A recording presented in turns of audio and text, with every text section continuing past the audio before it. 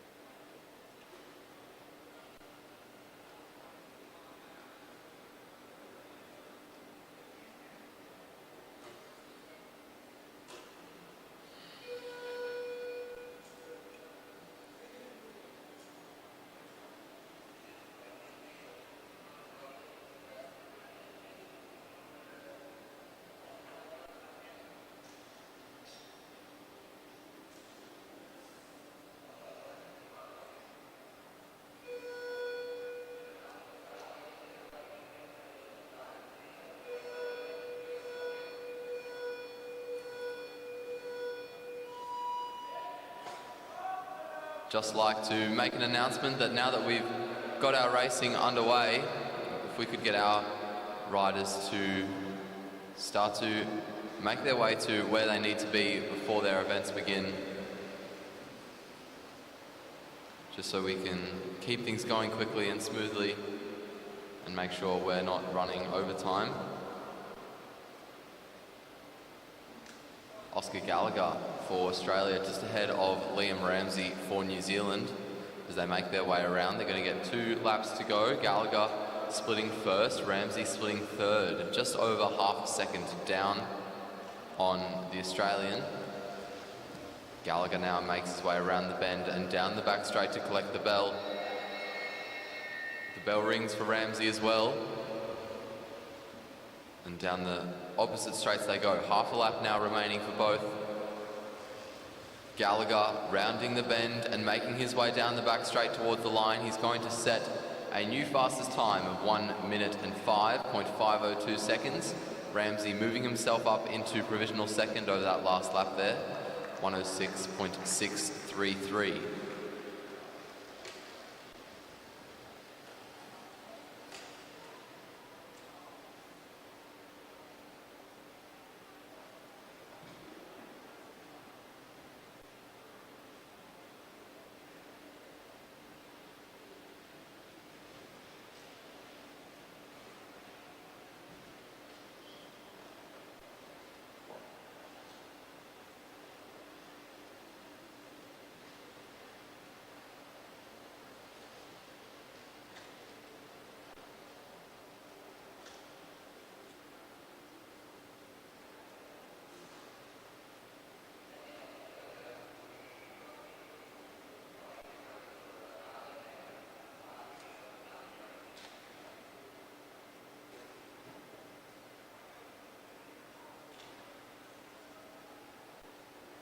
Coming up after this event, we've got the flying 200s for the para categories. So if you could please make your way over to the back straight so that we can get you guys underway.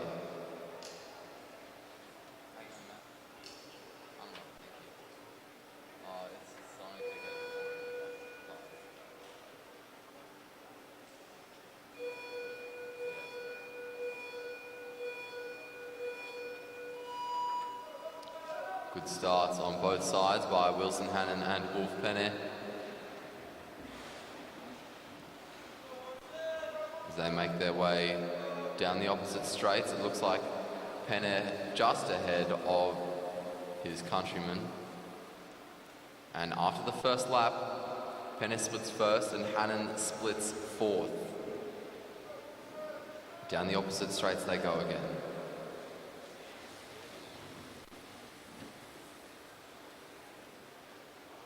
Two to go now for both riders. Penne slipping into third, Hannon slipping into fifth. As Penne starts to fatigue, you can see him come around and start to hang his head a bit more. His cadence has dropped compared to where he started. The bell rings for both riders. Penne slipping down another place into fourth. As both riders make their way down the opposite straights, they've got half a lap to go now, and Hannon starts to make his way forwards over the top of Penne. Down the finishing straights they come, and Wilson Hannon will put himself up into fourth place. Wolf Penne slipping into fifth.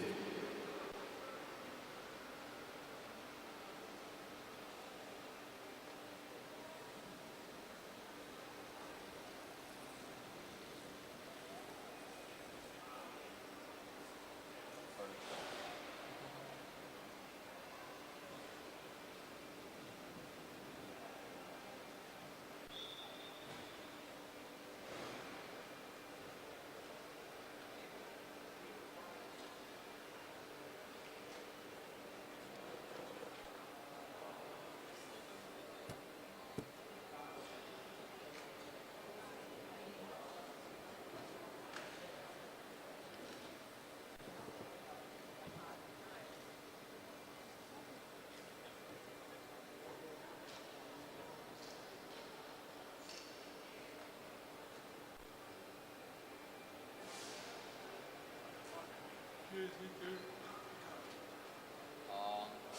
was just here. I'm not sure where he's gone. Or maybe he's taking a work. Oh, look at that.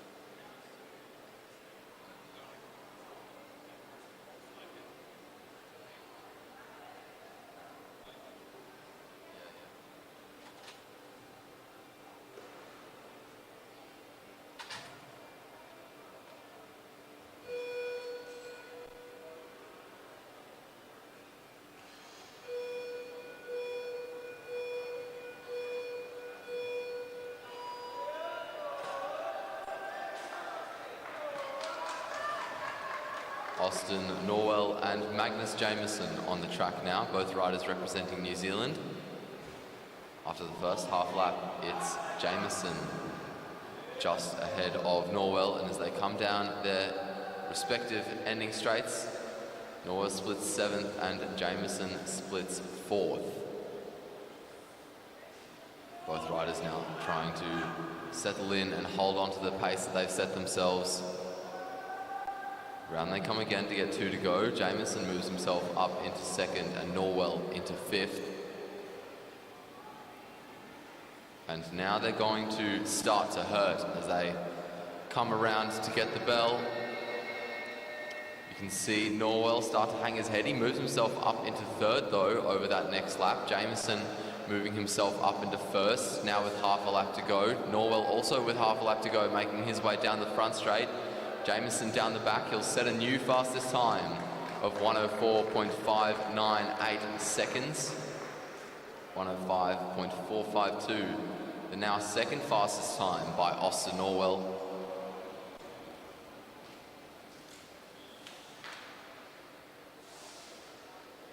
Last but not least, to take the track, we have Xavier Bland and Marshall Irwood.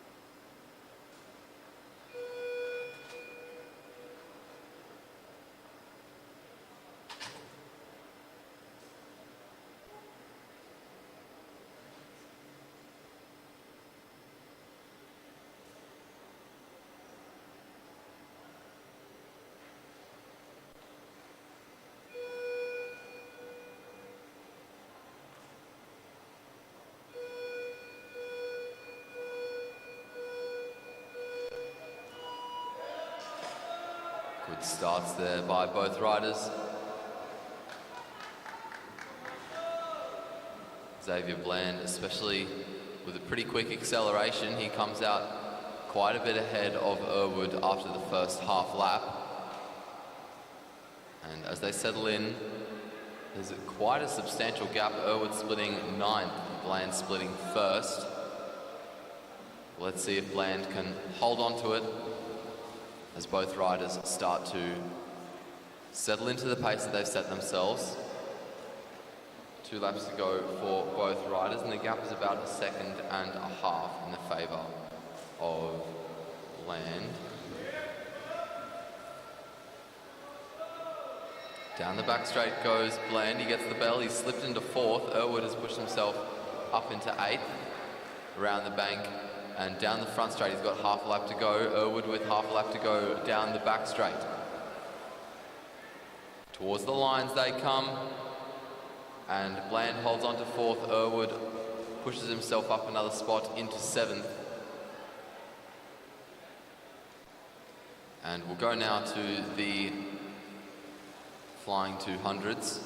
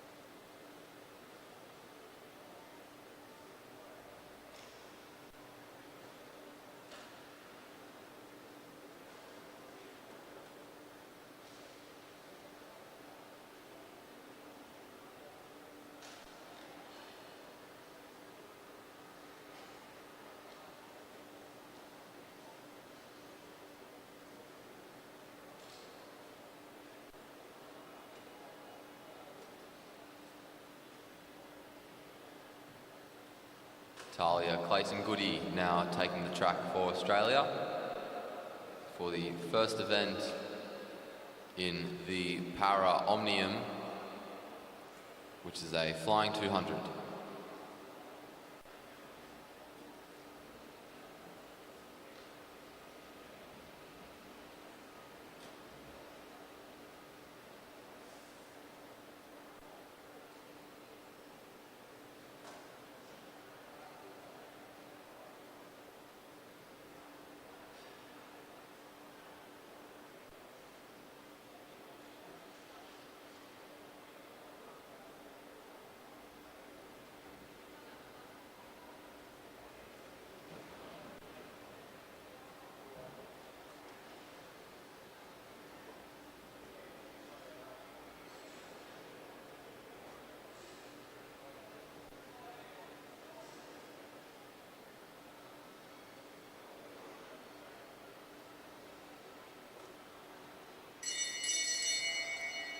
Bell rings.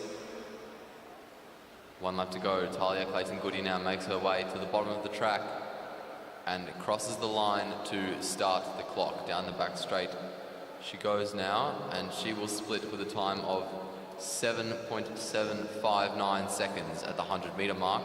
Down the front straight now towards the line, and she sets a time to beat of 15.747 seconds.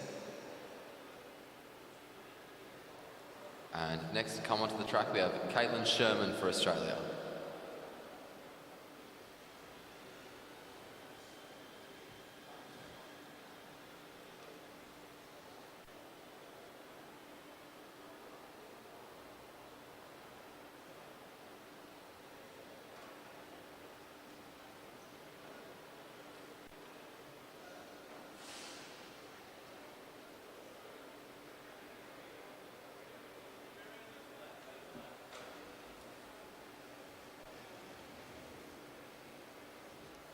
Sherman with 2 laps to go now as she makes her way down the back straight, starts to move up the track, get herself a bit of height.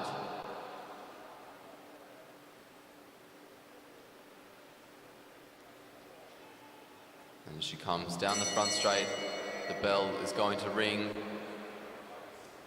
And down to the bottom of the track she goes. She now makes her way across the line to start the clock. And Sherman starts to push down the back straight. She's going to split second with a time of 8.069 seconds. Down the front straight she comes towards the line. And she'll set the second fastest time, 16.157.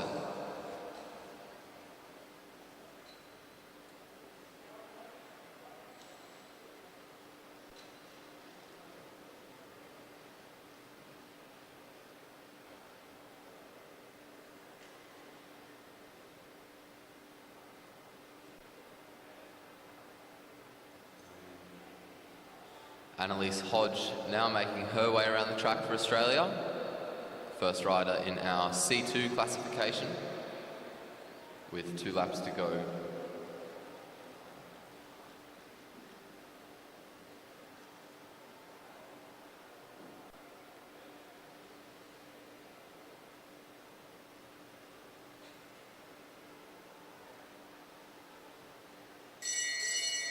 The bell rings for Hodge.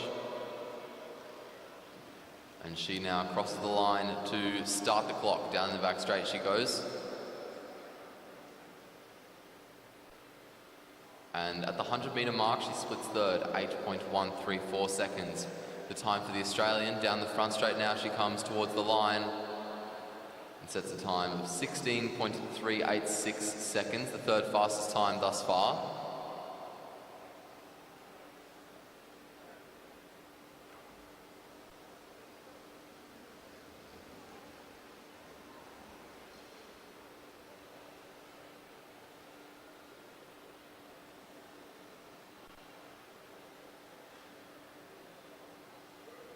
Coming around now, I think that's Emma Mickle on the track.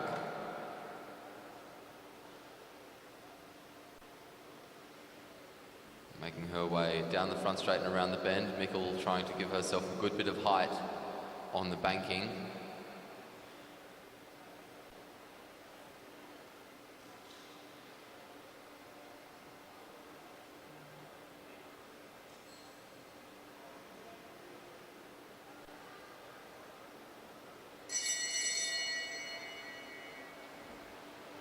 The bell rings. Mickle now starts to make her way down to the bottom and cross the line to start the clock. Down the back straight she goes.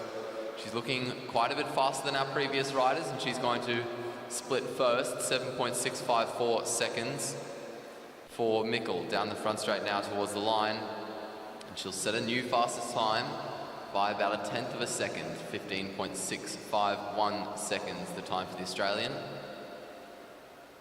And now it's Siobhan Terry taking to the track.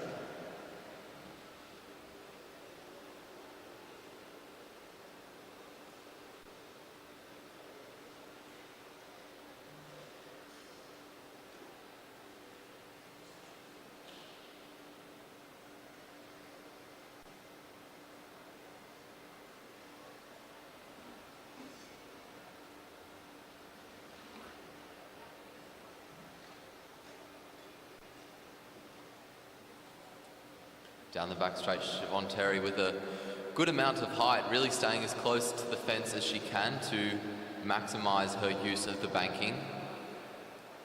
Down the front straight she comes. The bell rings. 1 lap to go for Terry. Terry now makes her way to the bottom of the track and crosses the line to start the clock. Down the back straight she goes now. And she's going to split first, 7.034 seconds.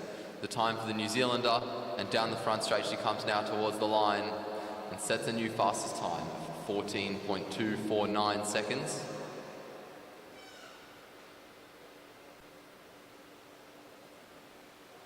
And coming around next we have Meg Lemon for Australia.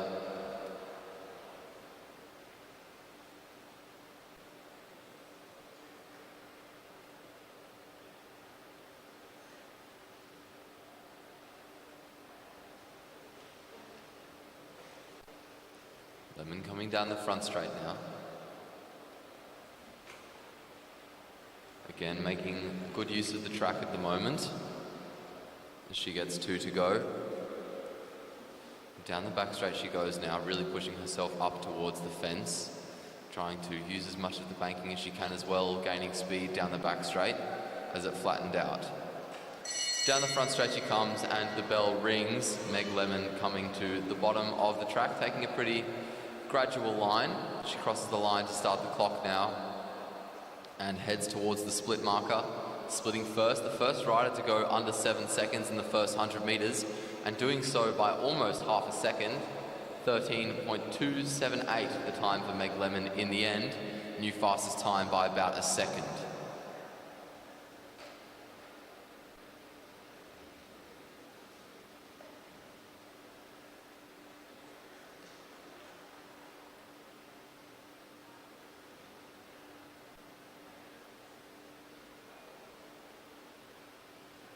Making her way around the track now is Alana Forster for Australia.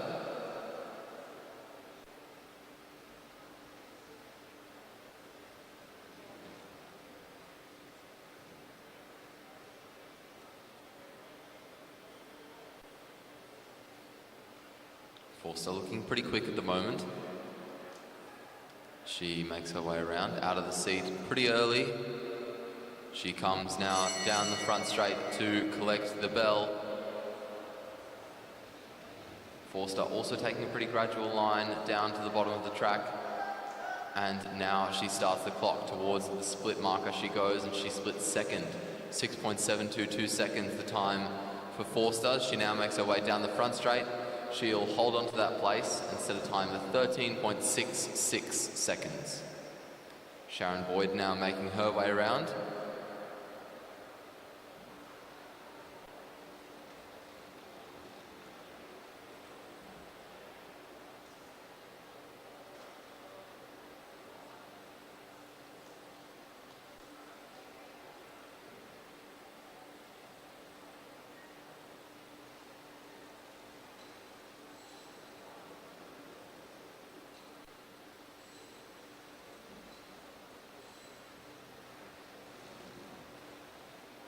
Boyd with one more wind-up lap before she has to do her 200-metre sprint.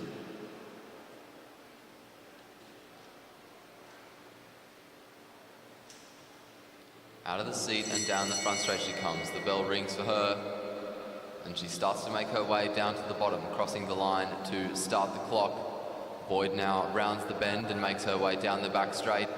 And she will split second, 6.61 the time at the 100-metre split. Towards the end she comes now and holds on to second place, 13.326 the time for Boyd.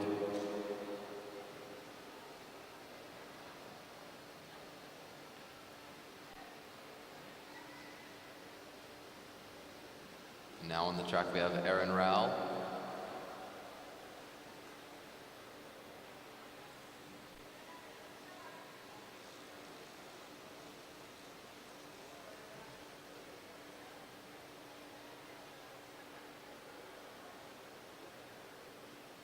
Coming down the front straight. She makes her way through to get 2 to go.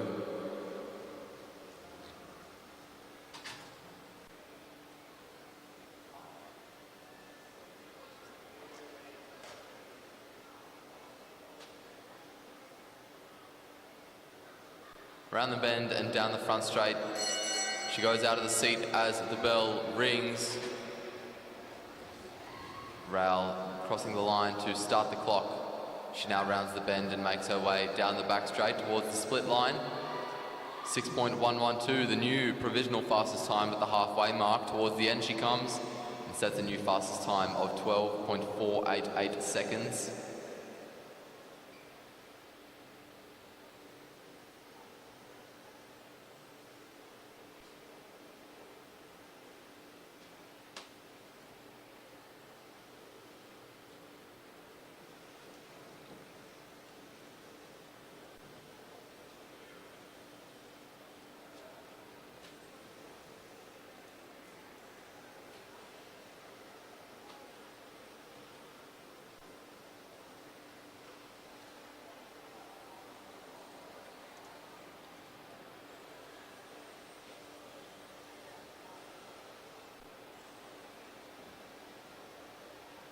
Connor Douglas now making his way around for New Zealand, starting off the men's part in this competition.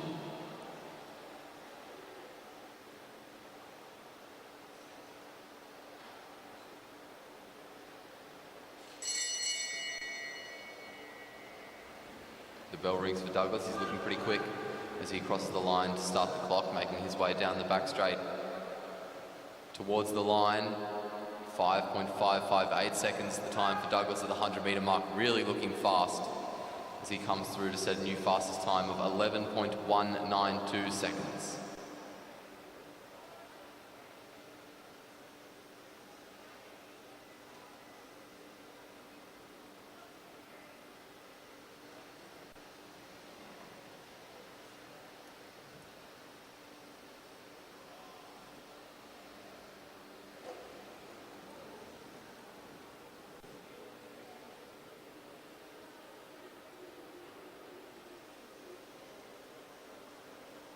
Up next we have Mitchell Bales.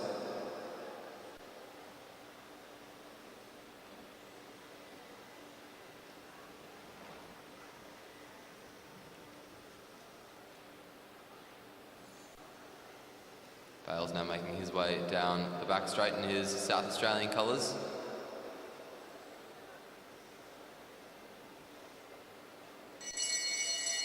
And the bell rings for him out of the seat. He uses the height he had on the bank to make his way to the bottom of the track and get a bit of gravitational acceleration. Down the back straight he goes towards the split, and he splits fifth, 6.618 the time at the 100-metre mark. Down towards the end he comes now and holds on to that place, 13.531 seconds the time for Bales at the end.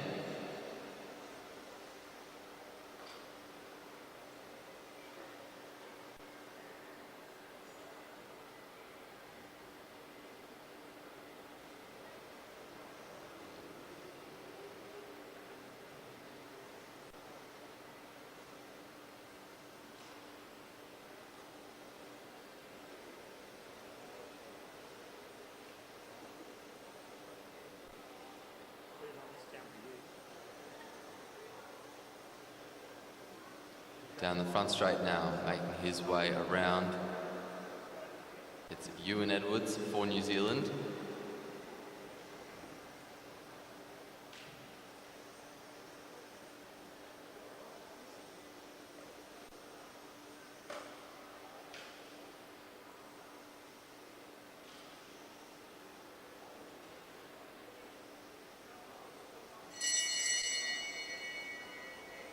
Edwards now collecting the bell.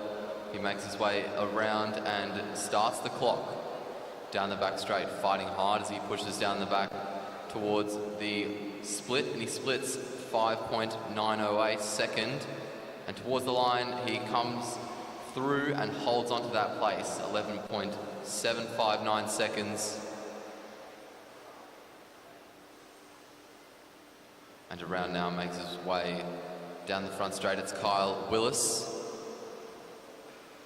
all bandaged up from the fall he took yesterday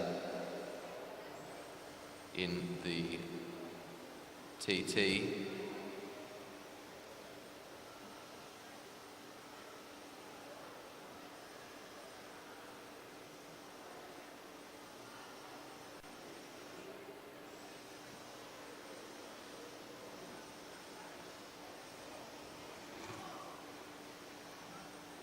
Around the bend, down the back straight he goes now.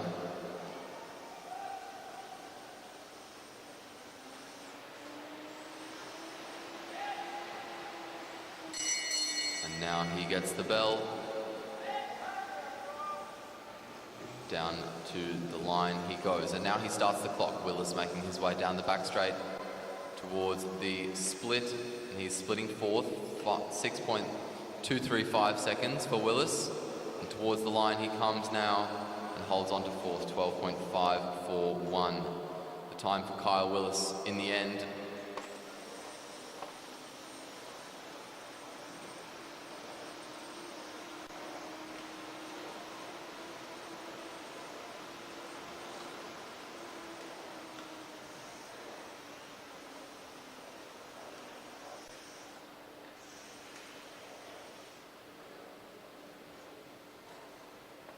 Darren Hicks now riding around for Australia.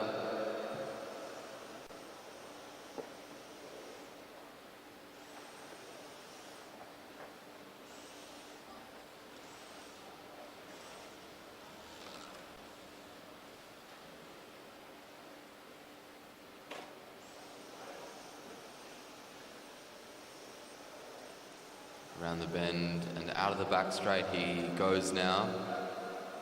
Also keeping himself up high towards the fence. And the bell rings. Hicks making his way to the bottom and starting the clock now. Out of the bend and down the back straight. He heads towards the split line. Splitting fourth, 6.231. Hicks now coming down the front straight towards the finish. And slips down into fifth, 12.564 seconds. The time for Hicks in the end.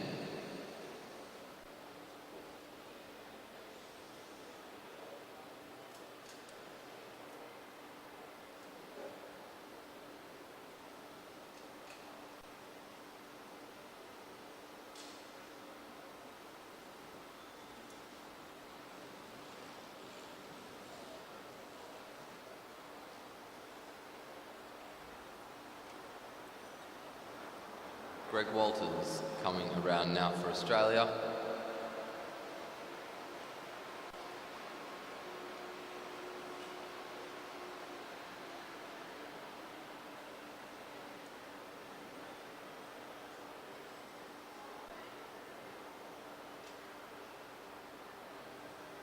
Two to go for Walters. Keeping himself nice and high on the track. Making sure that he can use every little bit of it that he can. And he now makes his way down the back straight. Winding it up, he now makes his way around the bend. Out of the seat as the bell rings, he sits down pretty quickly, continuing to wind it up in the saddle. And now starts the clock. Down the back straight he goes. And towards the split line, splitting fourth, 6.122 seconds. Towards the line now. Moves up into third over the last 100 metres, 12.35 seconds. The time for Walters. And now it's Luke Taylor for Australia in the C4 classification.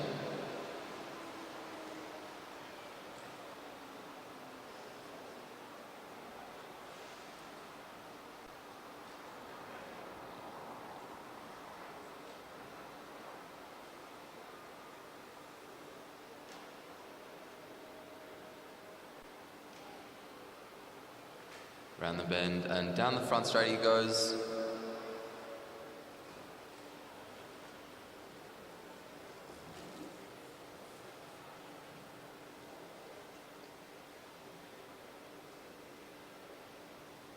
Starting to pick up a bit of pace as he heads down the back straight. Staying up around the fence though. He's now out of the seat. Coming down the front, the bell rings. And he makes his way down to the bottom of the track. Starts the clock. Down the back straight towards the split line he goes, and he's going to split seventh, 6.541. Let's see if he can improve as he rounds the bend and comes towards the finish line. He holds on to seventh, 13.15 seconds, the time for Luke Taylor.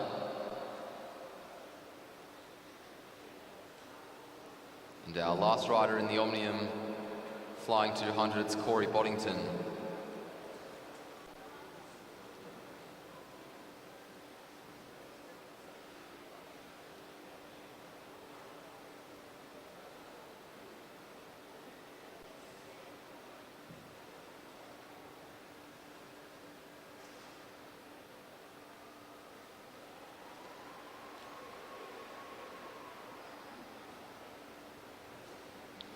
Boddington with one more lap, starting to pick up a good bit of pace as he heads down the back straight, around the bend and down the front he goes. The bell rings. Boddington crossing the line now to start the clock down the back straight. He's looking pretty quick and he's going to split first, 5.457 seconds out of the bend and down the front straight towards the line, holding on to that place by about 1/10 of a second. 11.031 the time for Boddington. We now go to the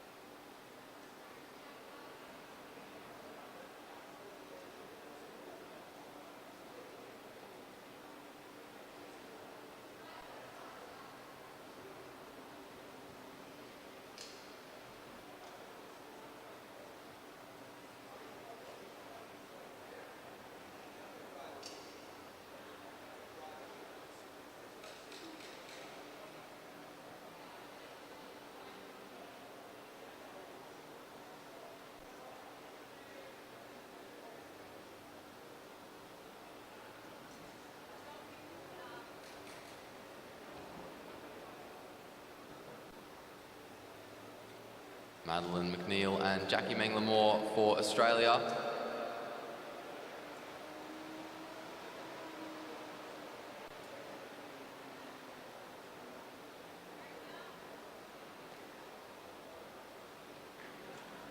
These flying 200s now, an event in their own right. Doesn't look like it's for an omnium like the previous ones were. As our riders make their way around and down the front straight, the bell rings. 1 lap to go. And McNeil and Manglemore start the clock. Down the back straight they come now. And towards the split line, 5.584 seconds the time after the first 100 meters. They're looking pretty quick, and they'll set a time of 11.205 to beat.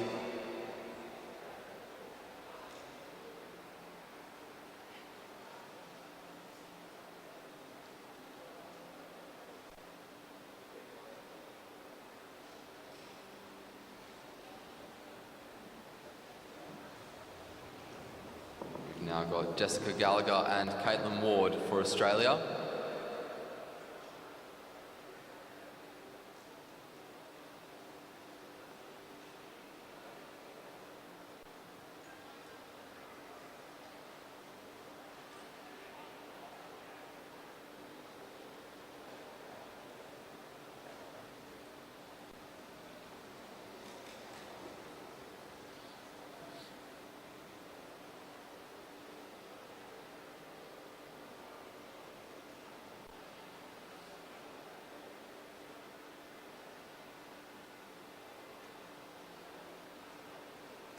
Down the front straight to get 2 to go. These riders starting to wind it up well as they make their way now down the back straight.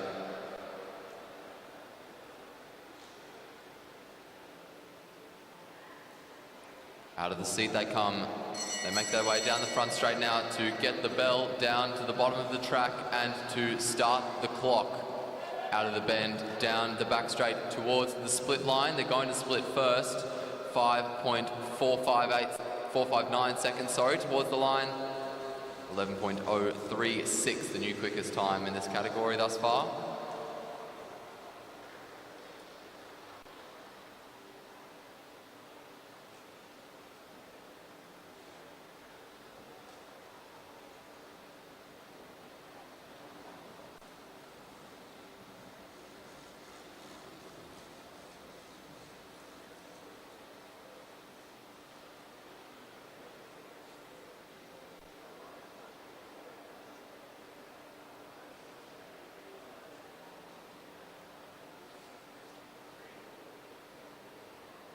Kane Paris and Luke Zachariah making their way around the track now.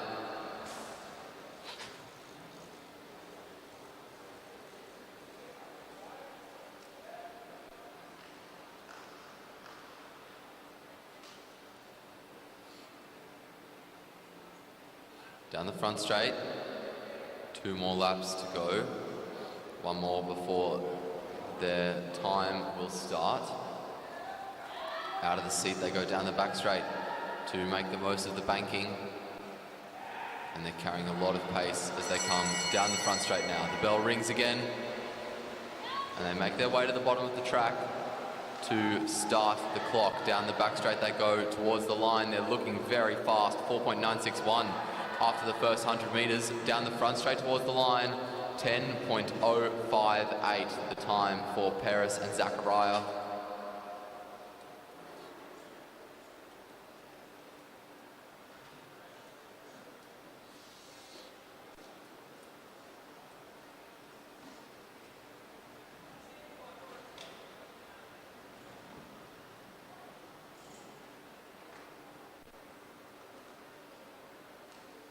And up next we go to the under 19 women's team pursuit qualifiers.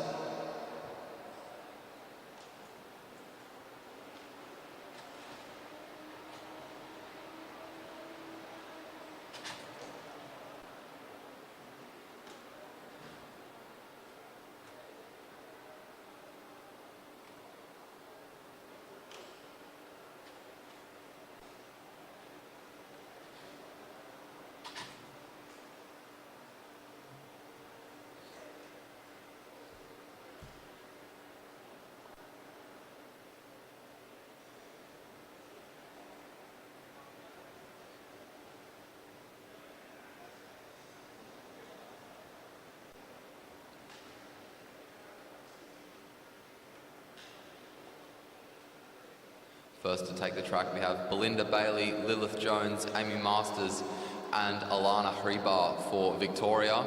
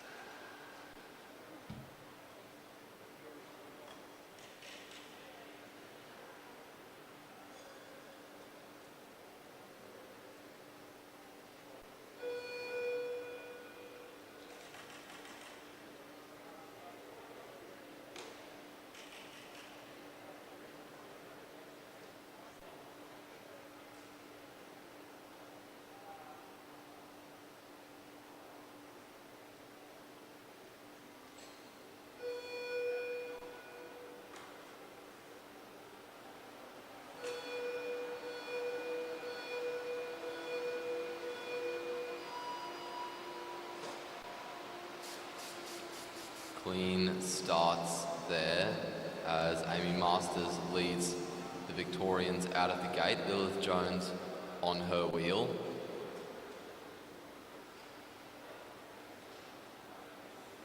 And now as they round the bend, they start to settle in and make their way down the front straight. 15 laps to go, 23.329 seconds the time after the first lap. On the wheel of Jones, it's Belinda Bailey, followed by Alana Hribar at the back. And Lilith Jones now takes the lead as Amy Masters swings up.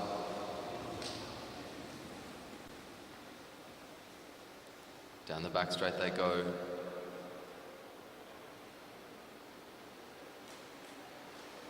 Around the bend and down the front straight now. 57.227 after lap 3. Down the back straight, now they all go. Jones still leading, but now she's going to swing up and make her way onto the wheel of Masters, and Bailey will take the front.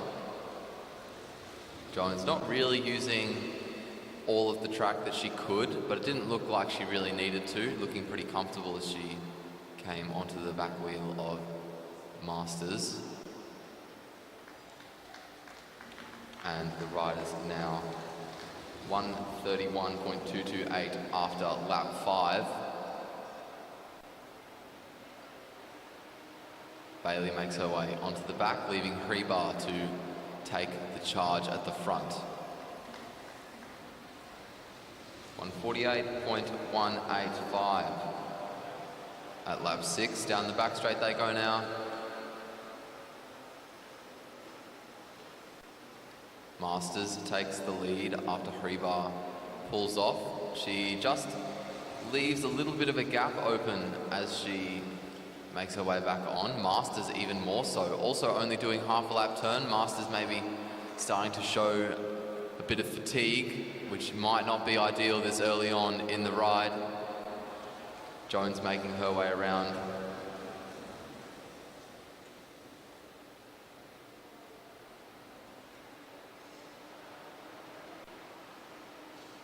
Jones swinging up, coming onto the wheel of Masters, also not pulling the longest of turns, leaving Belinda Bailey to take the front.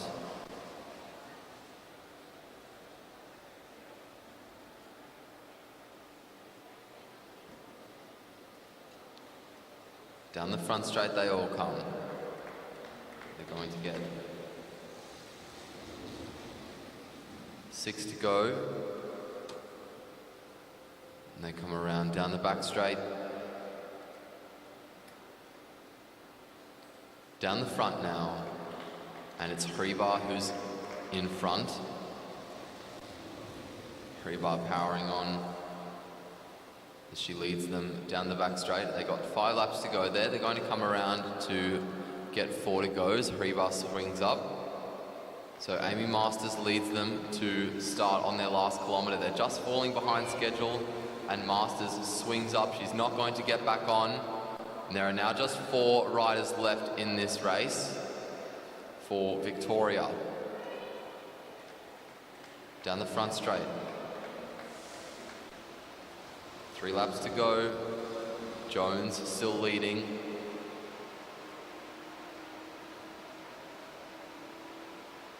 Jones now swings up, makes her way onto the wheel of Hribar as Bailey leads down the front straight for them to get 2 to go. They're going to get the bell next lap, 4:04.916 their time thus far.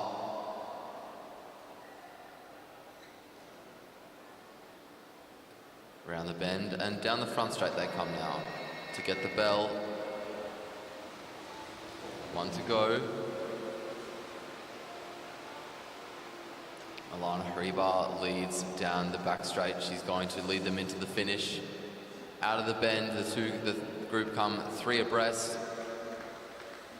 And they're going to set a time of 4 minutes, 39.072 seconds to beat.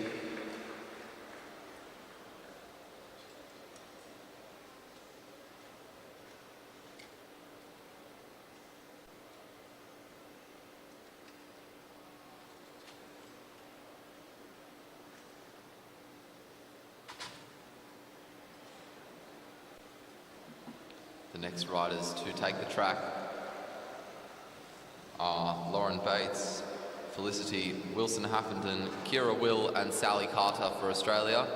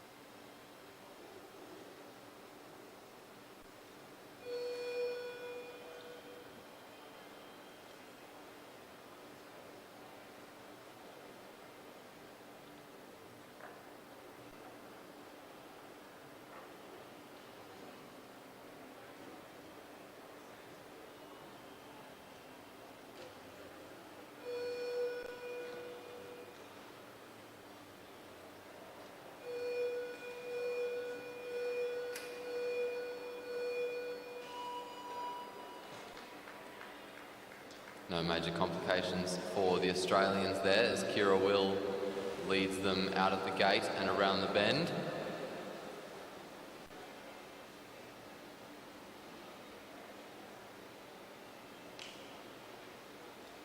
As they make their way down the front straight again after the first lap, they start to settle in. They split first after lap 1, 22.925 seconds.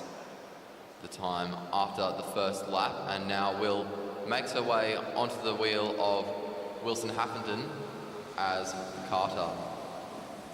Bates takes the lead.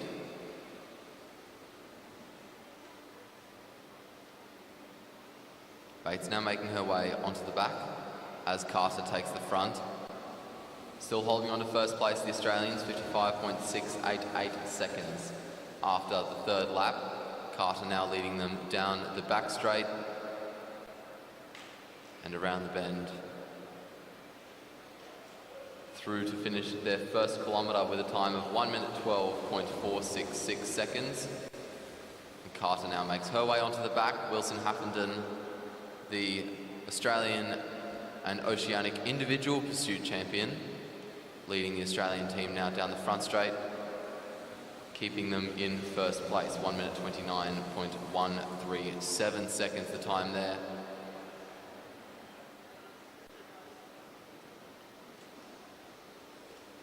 And they come around now down the front straight to get 10 laps to go. Still holding on to first place, still looking strong.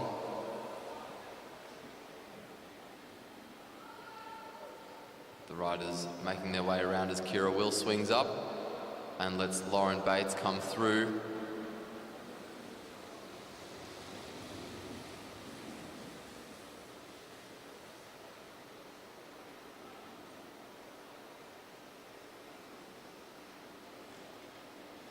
Down the front straight now, holding on to their lead over the Victorians at the moment. Sally Carter leads down the back straight as Bates swings up and makes her way onto the wheel of Will.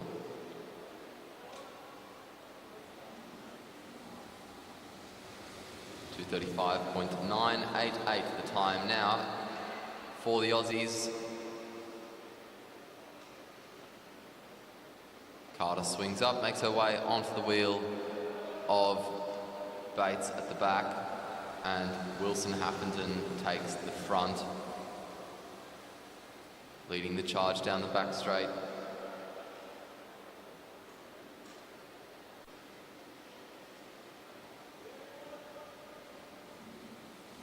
Little gap starting to open up between Carter and the rider in front of her. And it looks like she's going to pull out. Just 3 riders left. Wilson Haffenden taking the wheel of Lauren Bates as Kira Will takes the front for the team pursuit. Around the bend they'll come, and down the front straight now to get 3 laps to go. Less than a kilometre left in the ride for the Australians.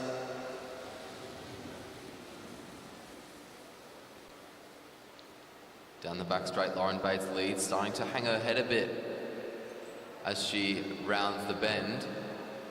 They'll get 2 to go now, 500 metres left in this ride. Bates swings up, makes her way onto the wheel of Will. Wilson Haffenden is going to lead us around, probably to the finish. As we come down the front straight, the bell is going to ring. They're being urged faster by their scheduler.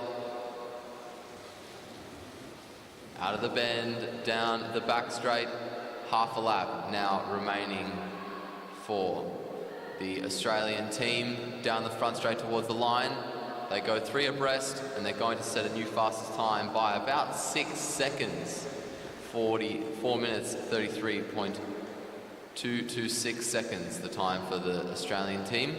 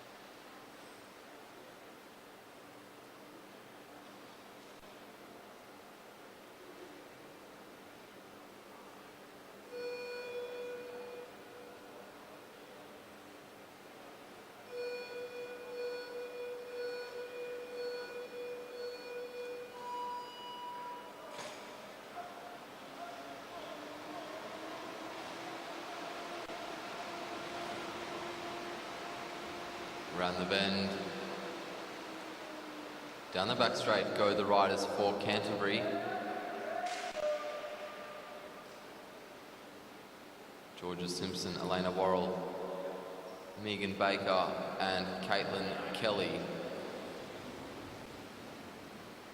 Molly Hayes, actually not Caitlin Kelly on the track at the moment, I think.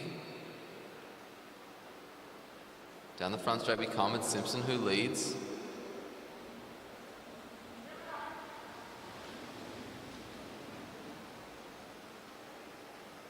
Simpson still in front, looking pretty strong as the New Zealanders make their way around the bend. Simpson swings up, makes her way onto the back, and coming through to the front as the team split third, it's Megan Baker.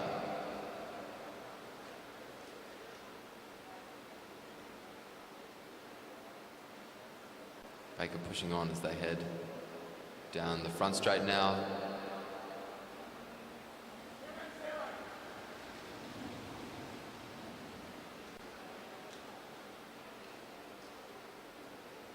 All the riders looking relatively strong, pretty consistent.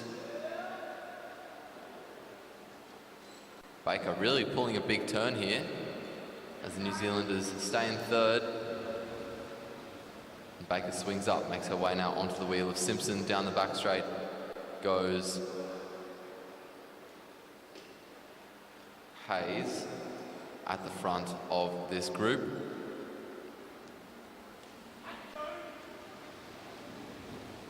Molly Hayes now swinging up, making her way onto the rear. And coming through to the front is Elena Worrell.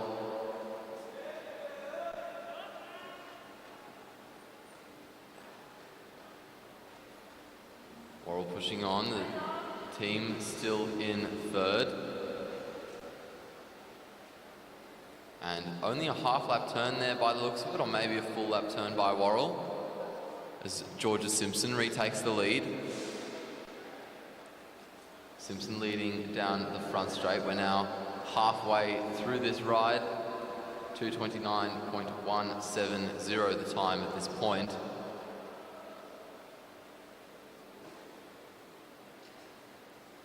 We come down the front straight. 2:47.206 with 7 laps to go.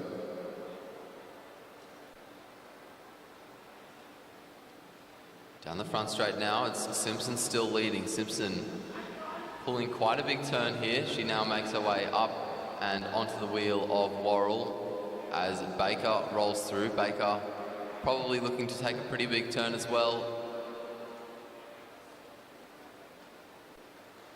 Down the front straight they come.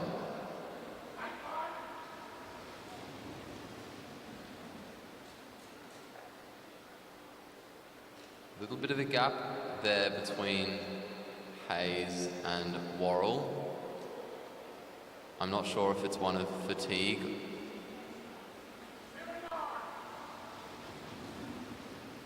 Four laps remaining now in the race for the New Zealanders. Just 1 kilometre to go. Around the bend and down the front straight they come.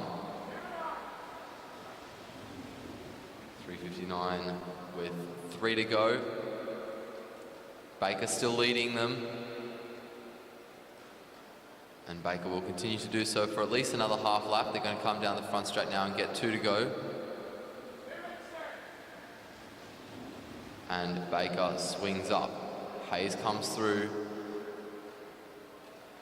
Worrell behind, just pushing a little to close the gap to Hayes.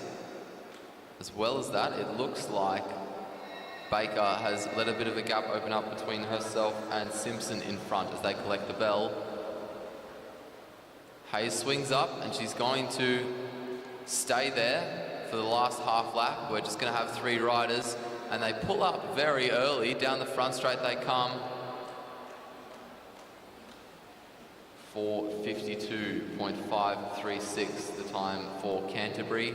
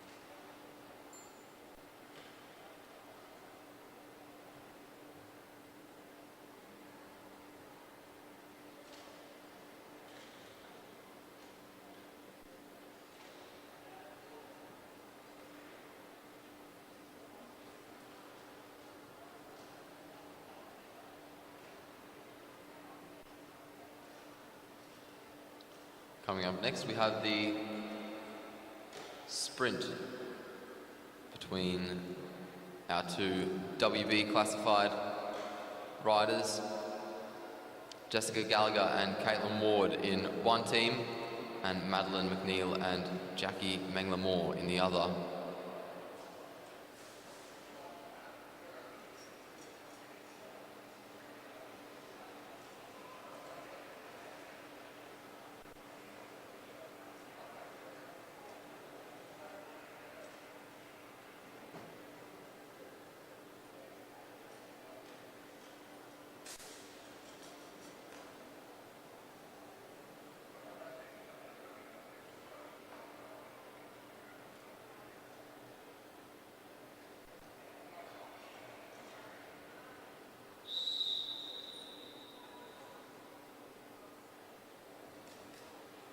The whistle goes,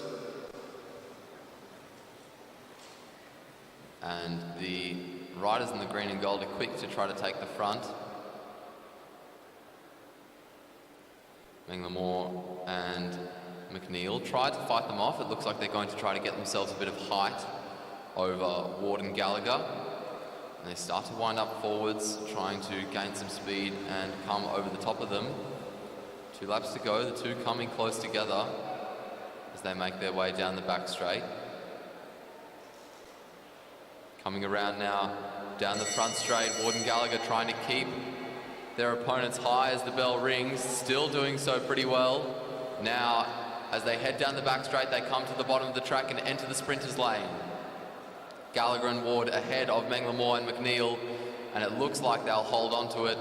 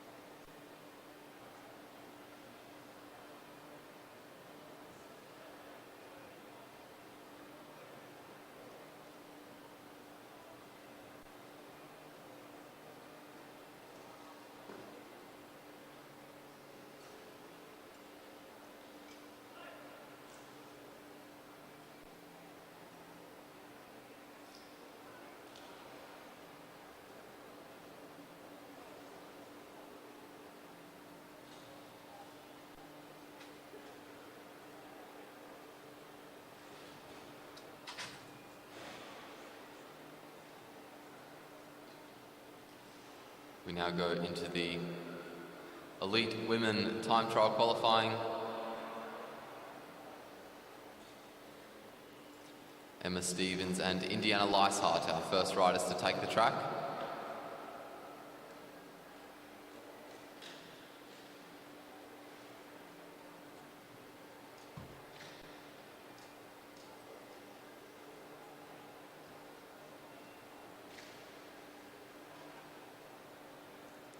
The fastest 8 in this qualifying will make their way through to the final.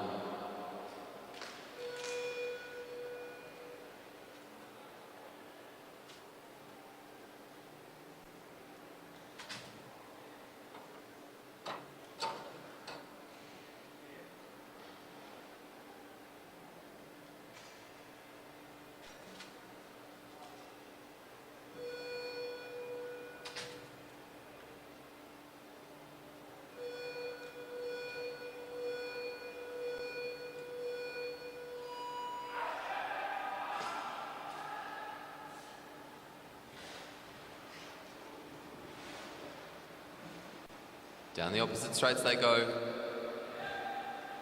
And after the first half lap, the two are pretty similar. Looked like Leishart might have been just ahead of Stevens, but Stevens really fighting back. Down the front straight we come. Leishart is about half a second up on her opponent as they get the bell. Half a lap now remaining in both of their rides. Leishart's still ahead. She makes her way around the bend and down the back straight. The Western Australian will set a time of 36.881 seconds. The first time to beat of this event.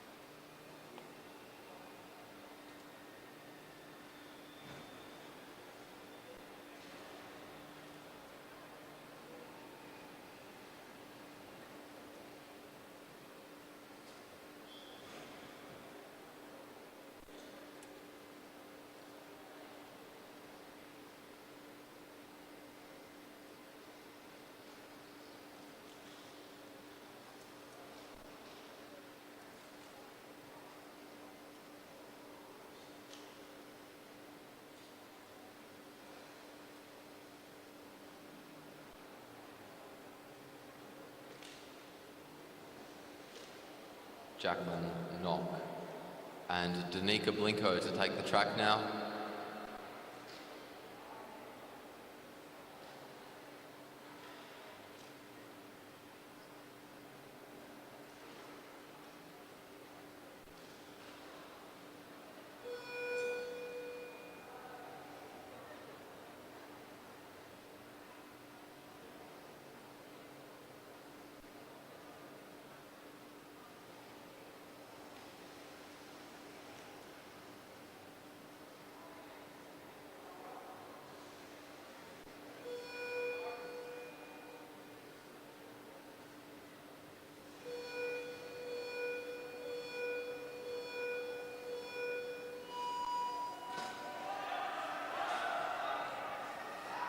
Pretty strong starts on both sides. Danica Blinko looking like she might have got the better quarter lap.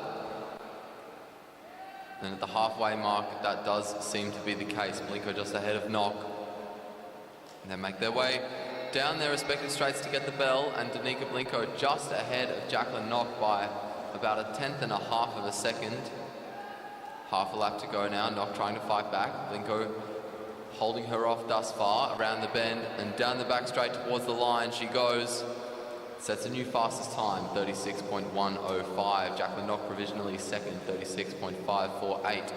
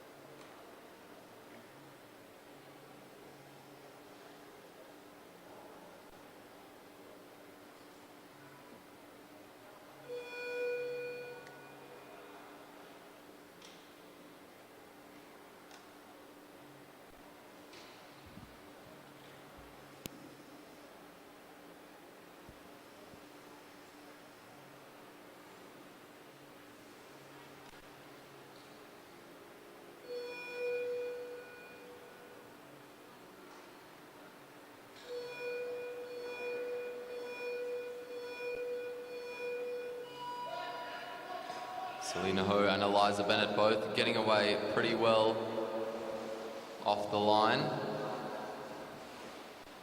Around the bend and down the opposite straights they go.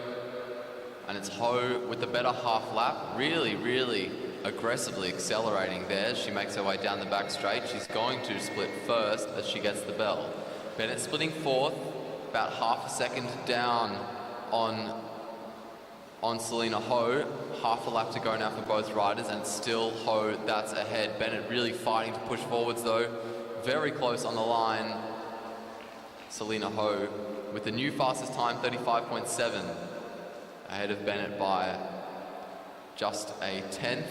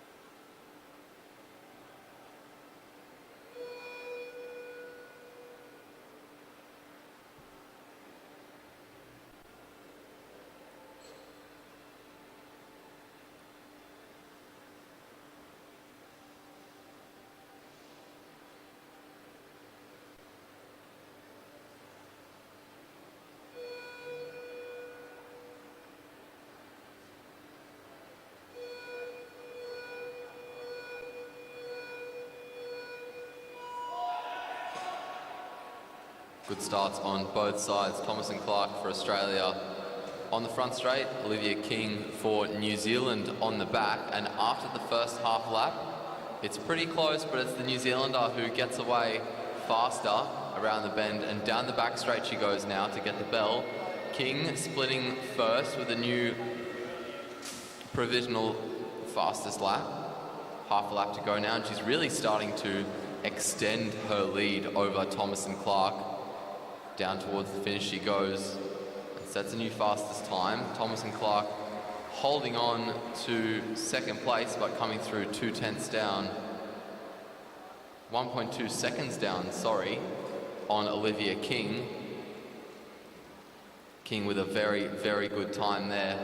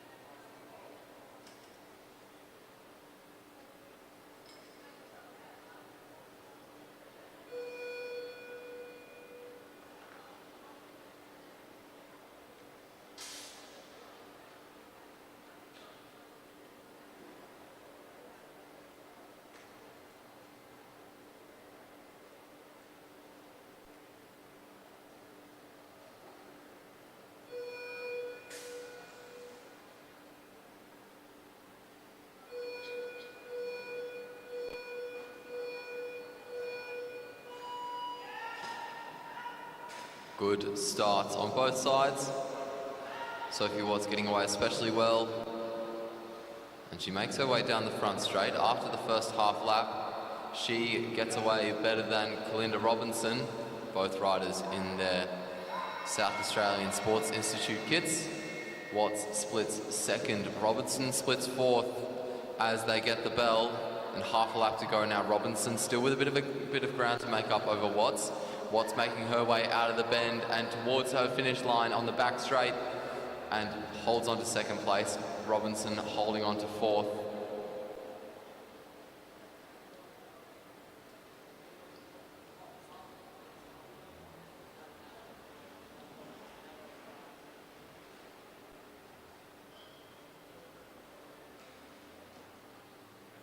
Olivia King and Sophie Watts so far being guaranteed places in the final.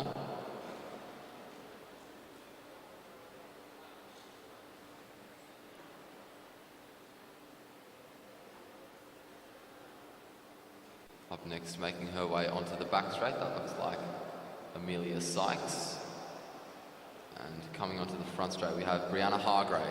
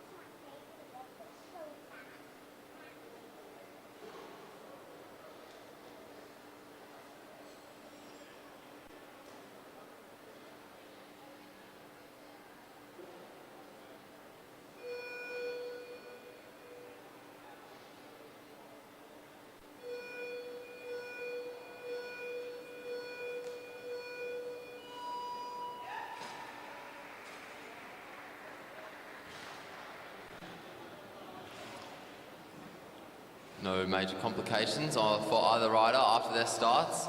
Brianna Hargrave with a significantly better start than Amelia Sykes after the first half lap at least. The bell rings for Hargrave, she splits first. Sykes splits 11th out of the bend, and down the back straight now goes Hargrave. Half a lap to go for her. Half a lap to go now for Sykes. Down the front straight comes Hargrave towards the line and slips into second, 34.231 seconds. It's enough to put her through to the final. Sykes in 11th.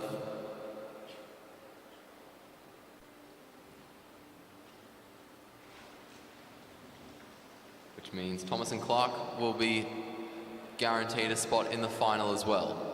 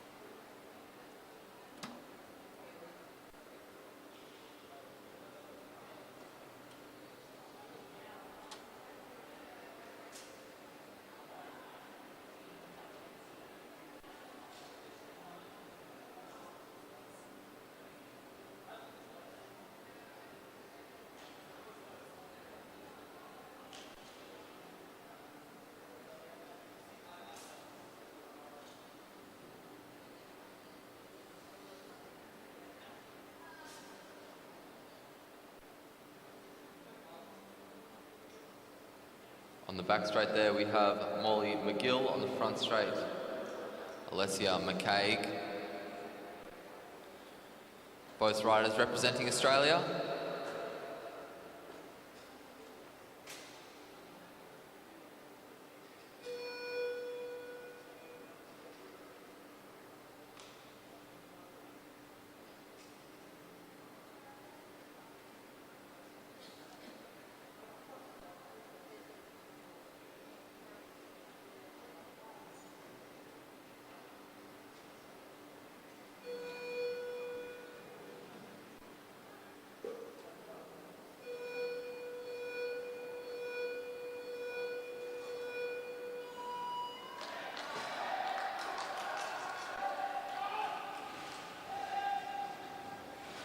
Both riders getting away without any major issues. And after the first half lap, it's McGill who's coming out just ahead of McCaig. They make their way around to finish their first lap, and that gap continues to open. McGill splitting first, McCaig splitting fifth. Down the opposite straights they go. They both have half a lap remaining now. Towards the finish line they come. McCaig did build up a bit of speed, but she stays in fifth. Molly McGill slipping into third.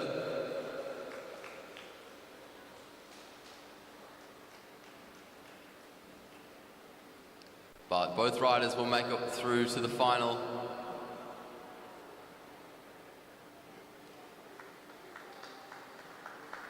And last but not least, to take the track, we have Rebecca Petch and Christina Clonan.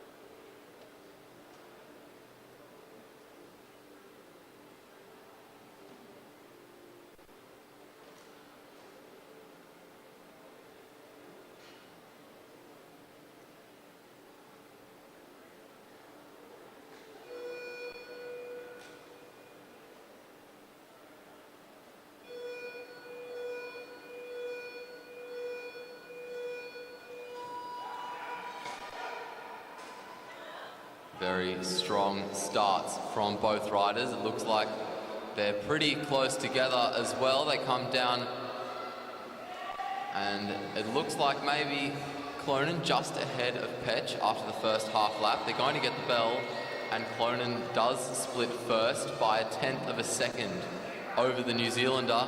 Half a lap to go now for both riders. That gap a little bit bigger, but Petch really fighting back as they round the bend and come down their respective finishing straights. They come towards the line, and Christina Clonan goes first, Petch second. Both of them going through to the final.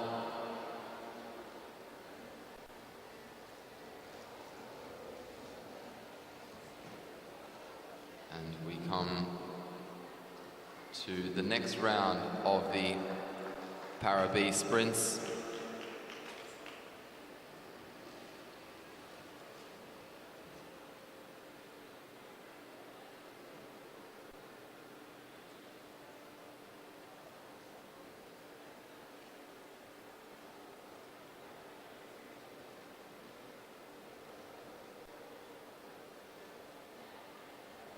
Gallagher and Ward, one up on McNeil and Menglamore.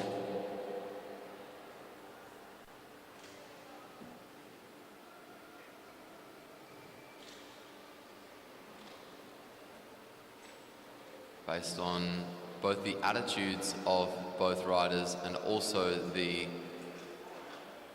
way that the race played out, the best tactic seems to be lead from the front and defend.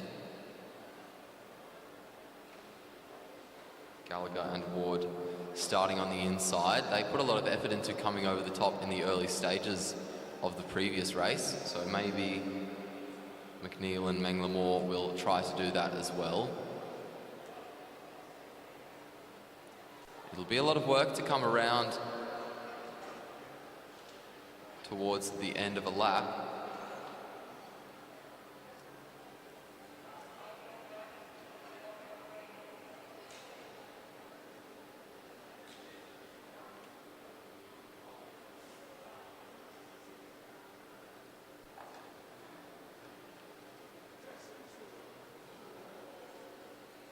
We're just waiting for the judge referee.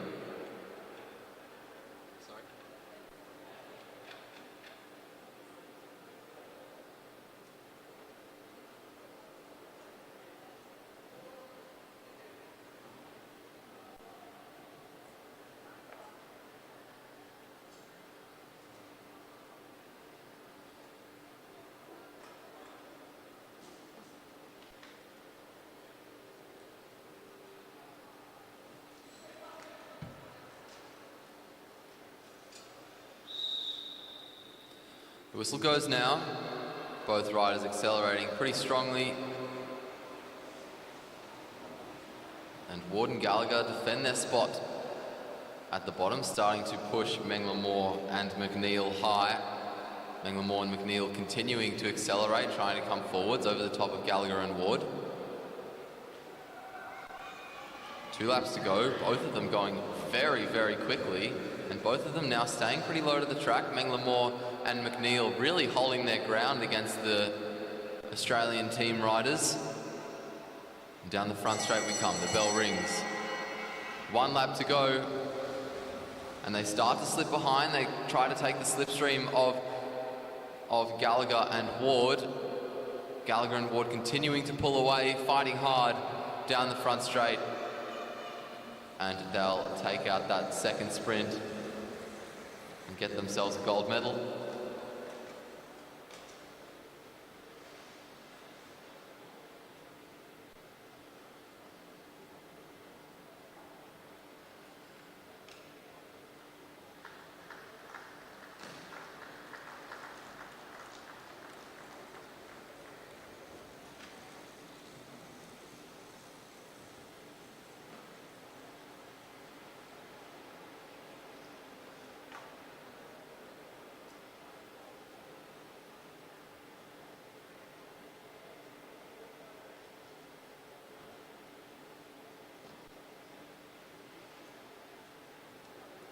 We now go to the para-women scratch race.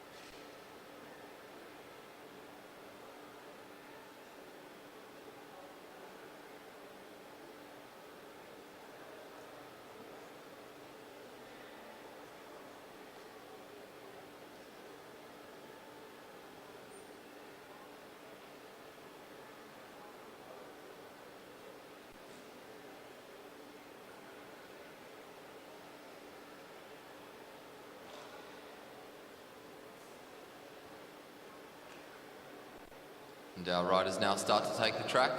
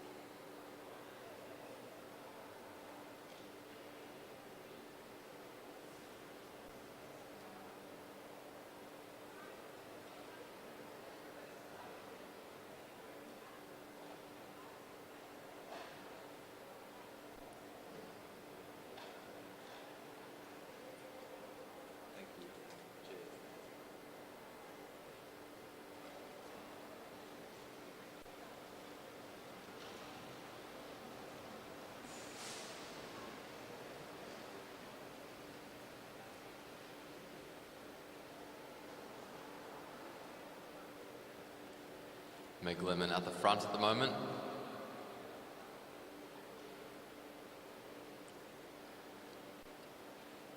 Riding around in neutral at the moment before the gun goes.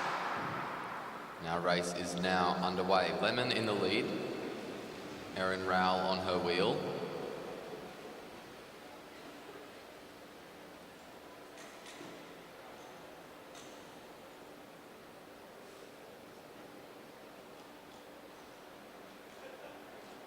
Around the bend and down the front straight we come.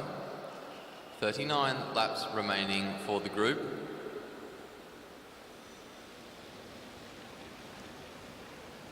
Annalise Hodge and Caitlin Sherman just off the back there.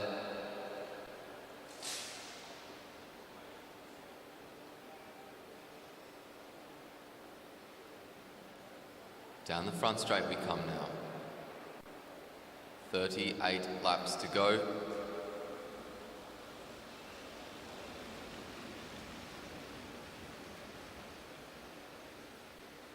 And a bit of an increase in speed as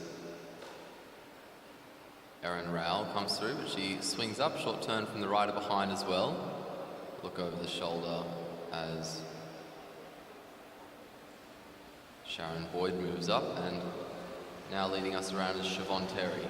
Terry now just swinging up.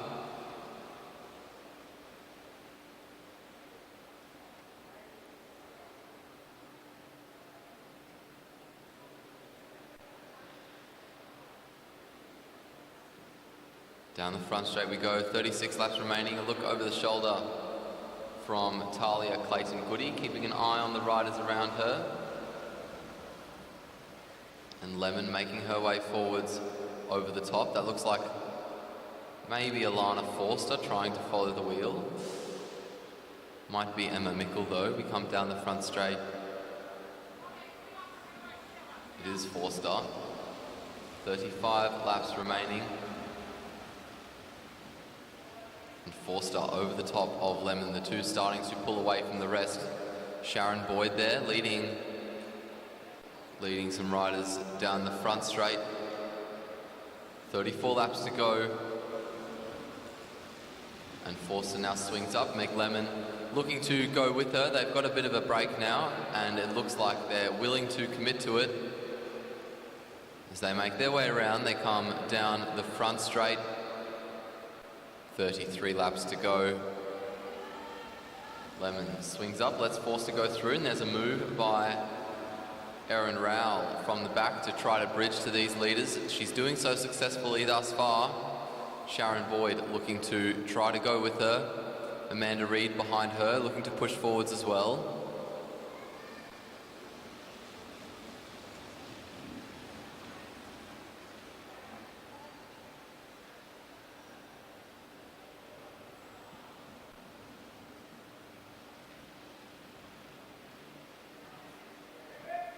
Lemon now over the top on her own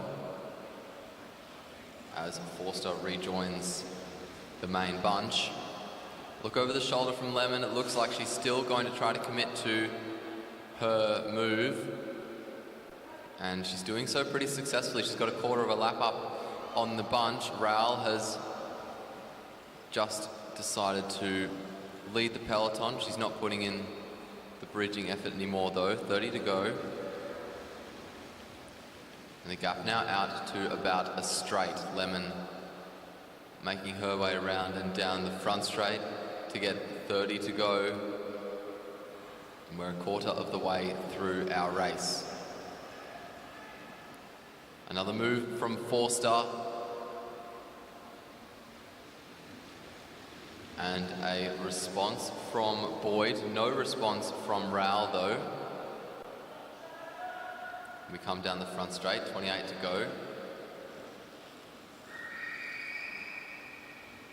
Forster still pushing on. Sharon Boyd just off the back of her, trying to bridge. Erin Rowell at the head of a few other riders.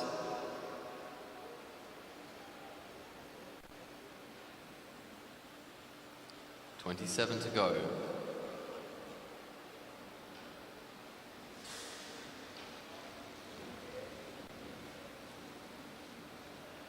And about half a lap, over half a lap is now the gap to the main bunch behind. About as straight is the gap to Forster. Forster still pushing on. Boyd still pushing on as well. All three of these riders putting in a gap to the peloton. As Amanda Reid leads the trio. 25 to go. Down the front straight goes Reid. Forster over the top, making her way around. Sharon Boyd looking much less aggressive than Forster in her chase, but still continuing to pull away from the riders behind her.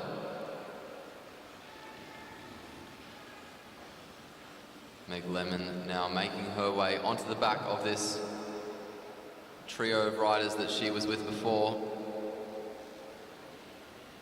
And I'm not sure if she's going to settle in there and just decide to take a bit of a rest, or if she's going to go over the top. 24 to go. And Lemon decides to make her way around these riders. Alana Forster making her way down the back straight now. And Siobhan Terry is going to try to follow the wheel of Lemon. Small acceleration from Terry to try to match the pace that Lemon had set. And doing so successfully. Amanda Reid can't follow though. But Terry now making her way down the front straight, right behind Meg Lemon.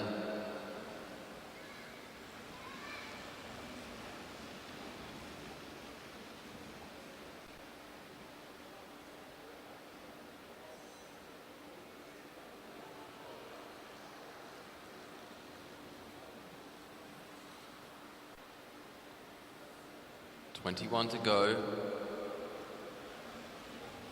Lemon swings up, she's going to let Terry roll through as Forster goes over the top of a few riders.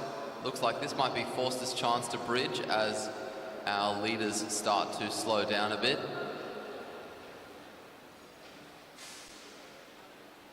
Down the front straight we come, 19 to go, Lemon over the top of Terry.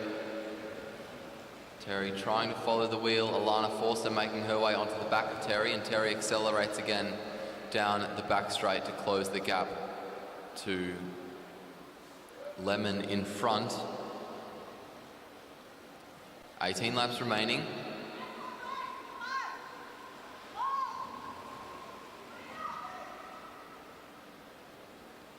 Siobhan Terry moving up the inside as Meg Lemon swings up. Alana Forster looks like she's going to try to go through the middle.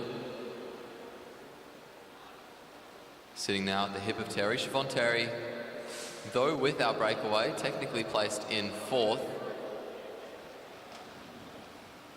with Sharon Boyd still away as a chaser.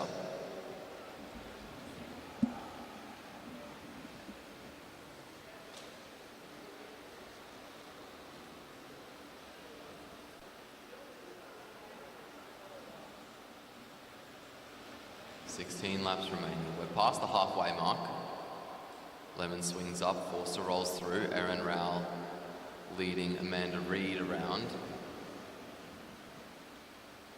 Sharon Boyd maybe with about half a lap to close down, to make her way onto this group of 4 riders.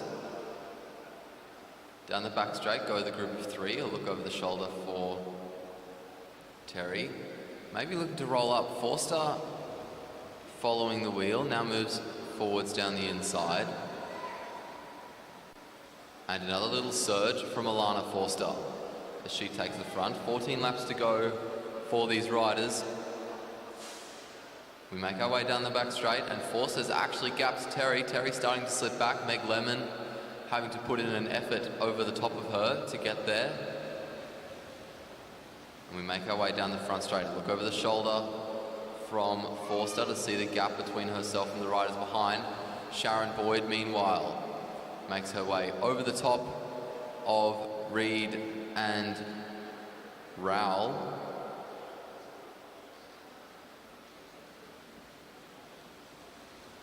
$13 to go. Down the back straight.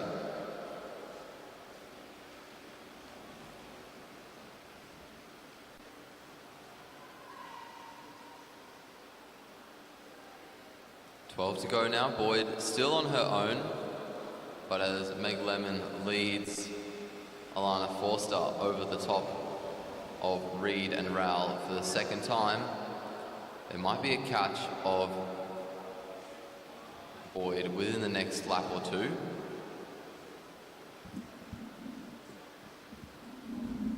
Down the front straight come our leaders,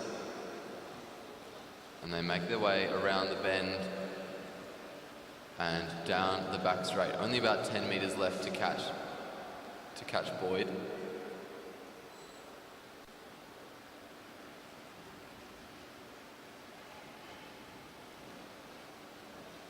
And there they go. It looks like Boyd's going to try to just follow the wheel.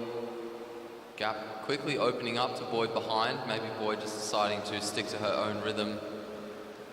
Alana Forster really pushing the pace on the front.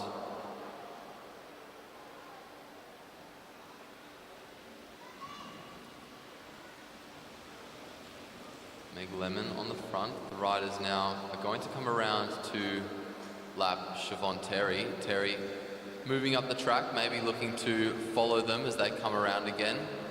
Terry currently in fourth, I think. Half a lap up still on the peloton.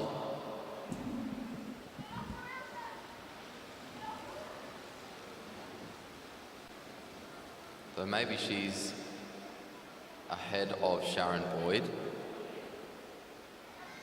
as she follows our leaders around.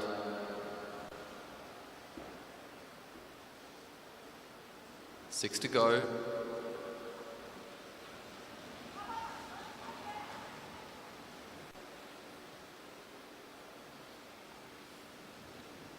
Down the back straight, Sharon Boyd making her way around Siobhan Terry as she tries to close that gap to Lemon and Forster. As Lemon swings up, Forster comes through. And we get 5 laps to go. Starting to hit the pointier end of our race. Down the back straight now.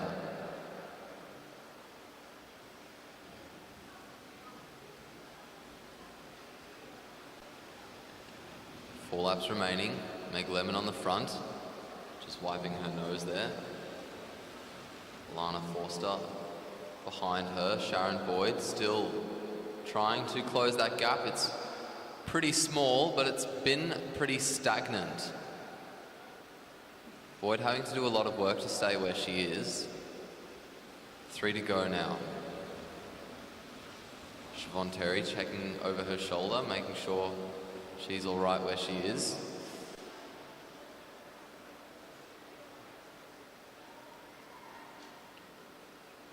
And we come down the front straight. Now leaders are going to get 2 to go. Lemon ahead.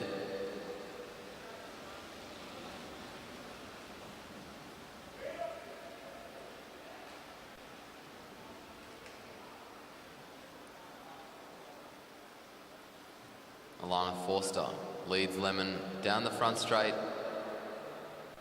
2 to go.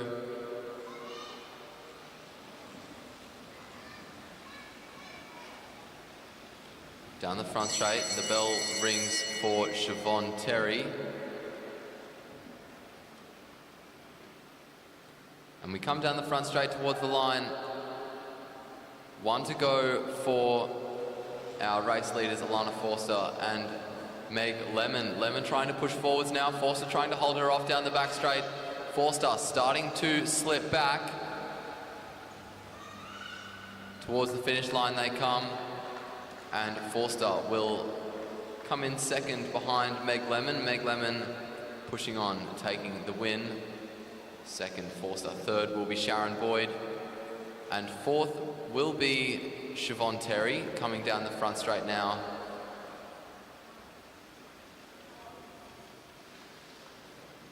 I think fifth there, going to Erin Rowell. We'll wait to see what the official results are.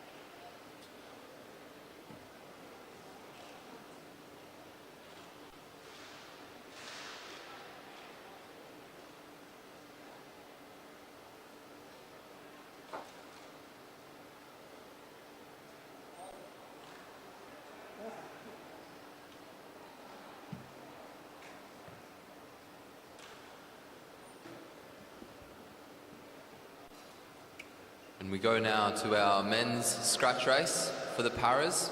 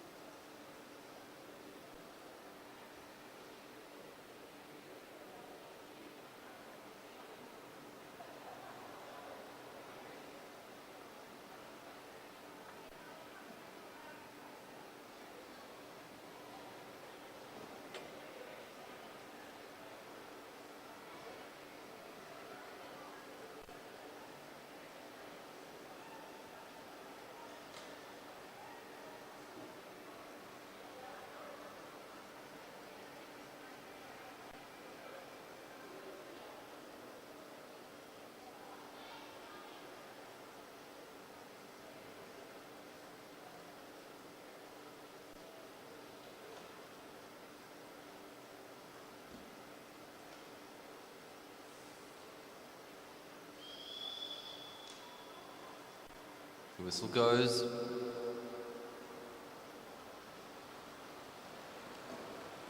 And our men just start to roll around. The first lap will be neutral, provided that they stay together. And it is pretty split up already. Two of our riders just pulling away off the front.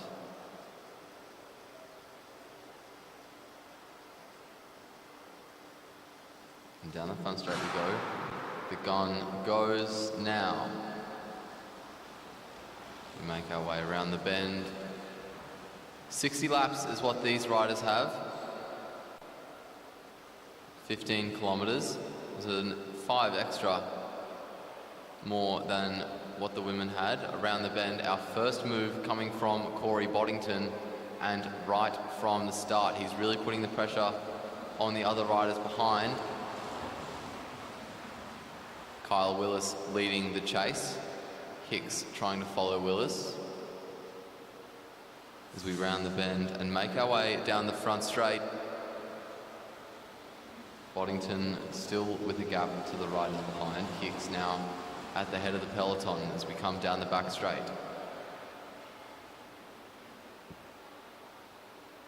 Boddington swings up, Hicks follows. It's Taylor who's going to lead around.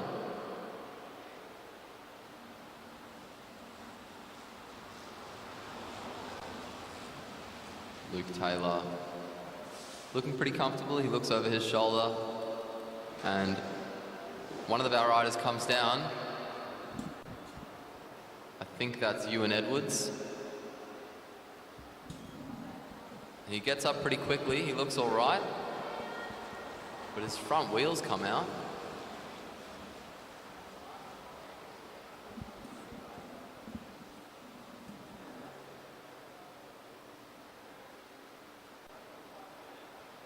Around the bend and down the front straight. The yellow flag is out, so the safety car should be coming out any moment.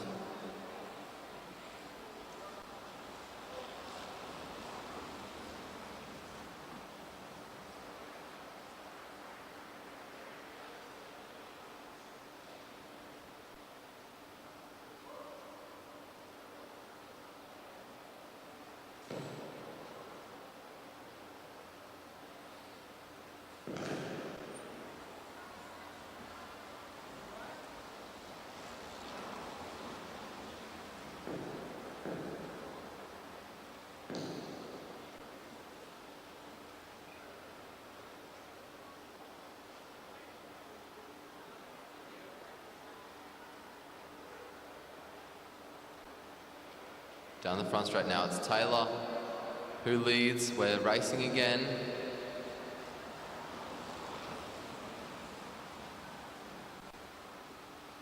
A few riders just at the back there, looking like they're trying to take the wheel of Darren Hicks, Boddington and Douglas, those two riders.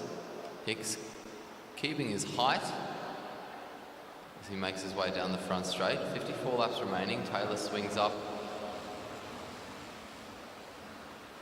Kyle Willis now coming to the front after a short turn from Greg Walters. Walters trying to take the wheel of Willis off Mitchell Bales as Willis puts in a bit of a surge. 53 to go.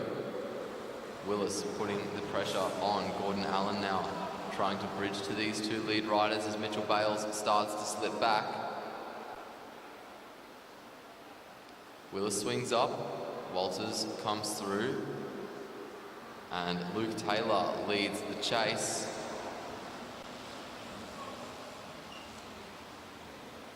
Both of them start to play a few games. They sit up and it gives the chance for the peloton to catch.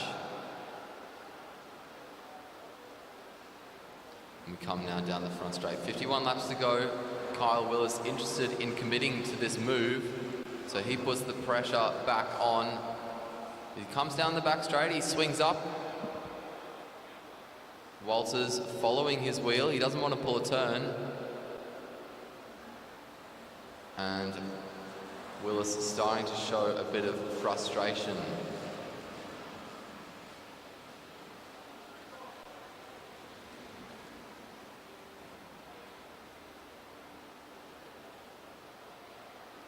Around the bend and down the front straight, Gordon Allen comes through to take the front.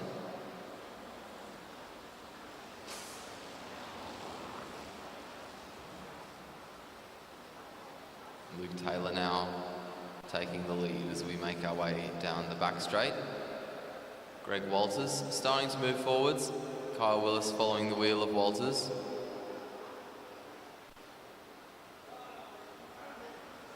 .48 to go.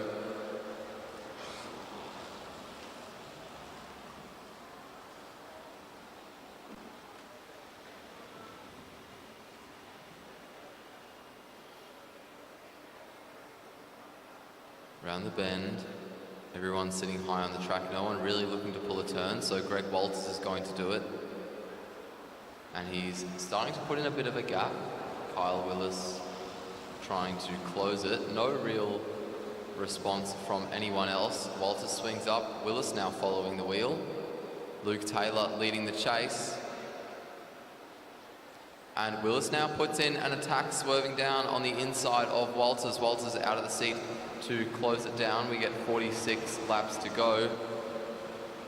And go down the back straight to look over the shoulder from Walters.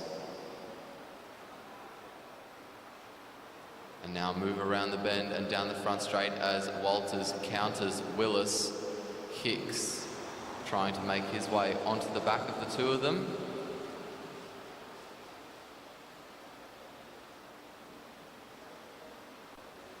Two of them playing games together and giving an opportunity to the riders behind to catch up. 44 laps remaining in this race.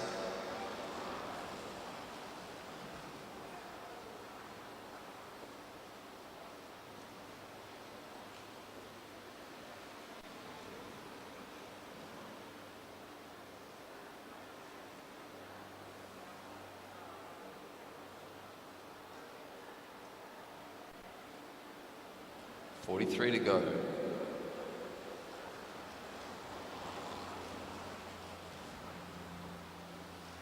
Around the bend and down the back straight, Luke Taylor starts to move forwards up the inside. Hicks with a good amount of height on the track, maybe looking to use it in the event of an attack. And that attack is going to come from Corey Boddington. Boddington over the top, Willis through the inside, looking to shut it down. Out of the seat he goes, trying to close the gap to Boddington. And doing so pretty successfully thus far. Down the front straight now. 41 laps to go. Willis on the back of Boddington. Walters there quickly as well. Hicks now leading Gordon Allen onto the back of the three. Luke Taylor just off the back, trying to keep himself up there as well. As we round the bend and come down the front straight, we get 40 laps to go.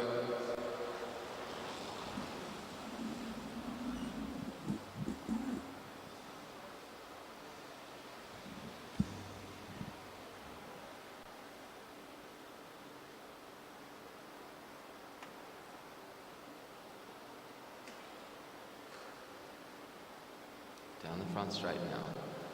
Hicks starting to move forwards around the outside. Allen moving up to try to follow. And Hicks starts to wind it up. Going up the inside is Greg Walters. And it looks like Kyle Willis there coming over the top of Luke Taylor to shut Walters down.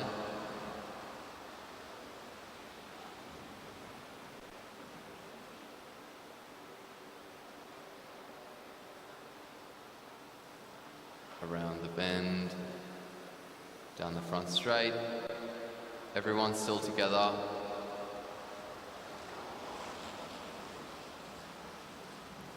Walters leading, Willis following the wheel, both of them making their way down now. Connor Douglas and Mitchell Bales trying to make their way onto this group now. You can see them start to close the gap as the peloton slows down. Around the bend, the peloton speeds up now as Luke Taylor takes the lead. There's a bit of a gap between those riders and the riders behind. Darren Hicks closing it, pulling Gordon Allen and Corey Boddington with him. Around the bend they go now. Look over the shoulder at the riders behind.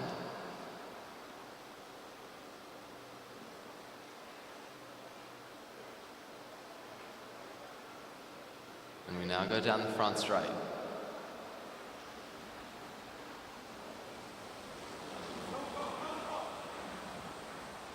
Boddington over the top. Now he makes his way around the bend. Down the front straight he comes. Kyle Willis leading the chase again. And he starts to close that gap. Luke Taylor struggling to follow the wheels. And Willis keeps the pace high. Around the bend we come, and down the front straight he swings up. Darren Hicks also looking to keep the pace high. Walters doesn't want to roll through, and he follows the wheel of Willis. Gordon Allen up the inside as Hicks starts to pull away.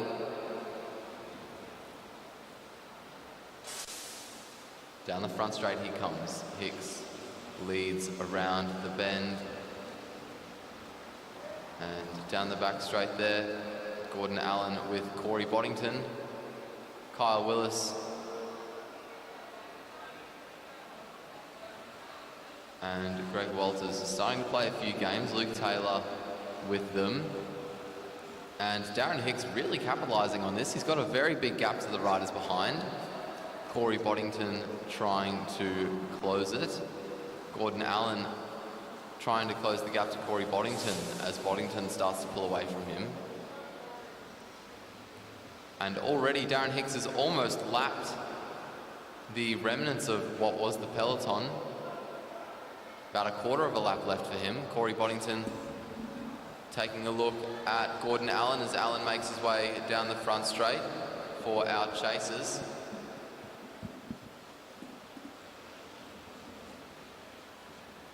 Hicks makes the catch and Willis makes a move.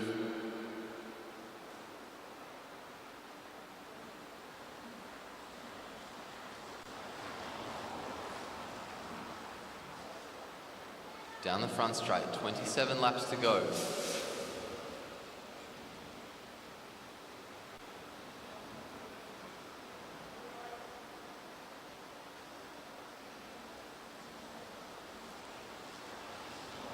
Gordon Allen swinging up, letting Corey Boddington roll through.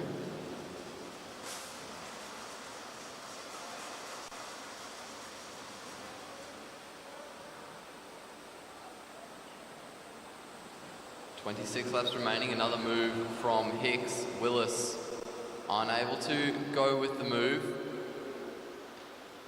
Trying to put in an acceleration. He looks over his shoulder.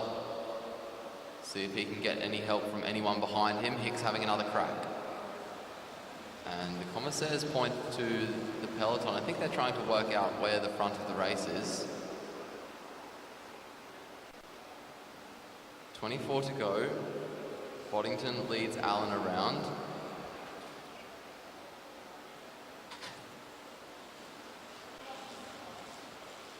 Hicks starting to pull away.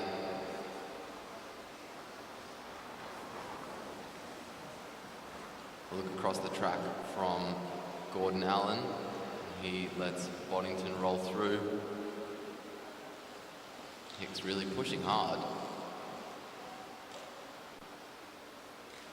Down the front straight, 23 to go for Luke Taylor as he rolls up and lets Kyle Willis through.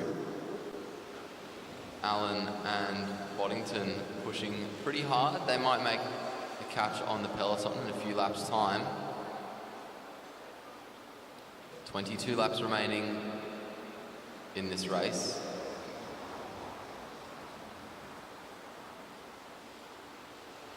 .21 to go now for Boddington and Allen, and for Hicks now.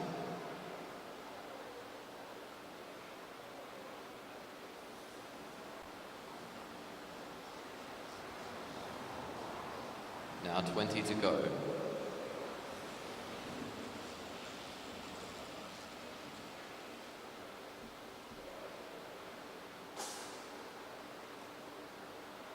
Around the bend and down the front straight, Luke Taylor leads Kyle Willis and Greg Walters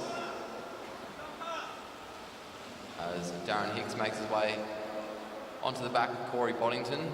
Gordon Allen leads the two of them.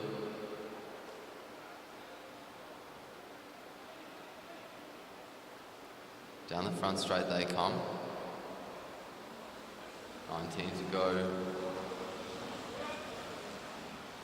18 to go, sorry.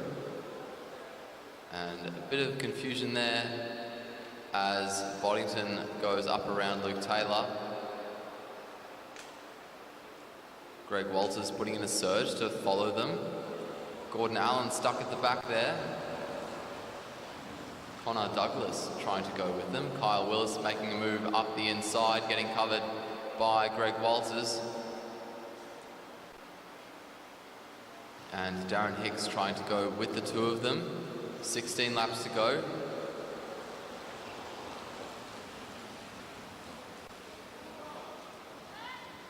Down the back straight now. Allen still fighting on. Luke Taylor now dropped off the back. Allen maybe 10 metres left to close and the gap starts to open to him.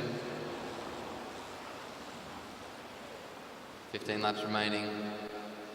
Willis swings up.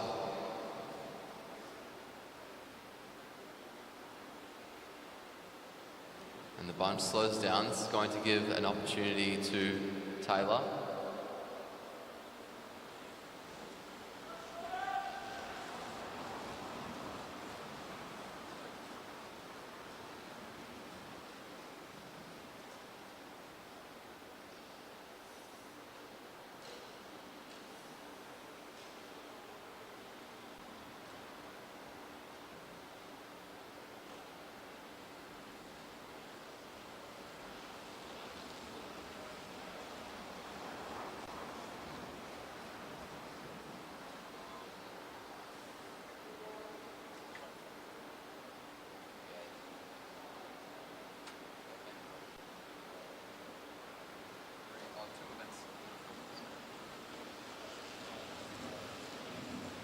.12 laps remaining in this race, and Hicks with a pretty good gap, really showing how dominant he is as Boddington makes his way onto the wheel of Hicks. Kyle Willis and Greg Walters up high on the track, really still the two of them struggling to find some cohesion. They come down the front straight. Looks like they might be waiting for Hicks and Boddington, actually. So we get 10 to go.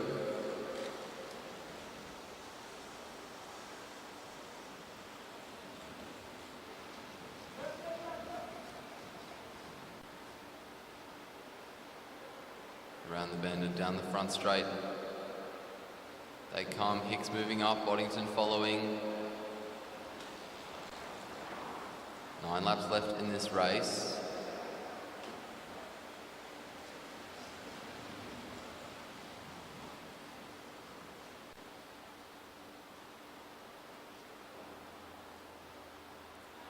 Down the front straight they come now. And it looks like Hicks and Boddington have opened up a gap to Willis and Walters. Walters decides he's going to have a crack and go up the inside. Willis trying to follow him.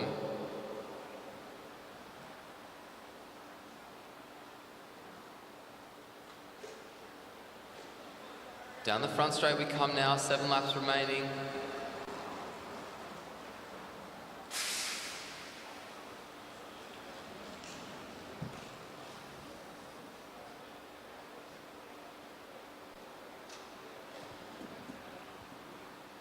Around the bend and down the front straight, 6 to go.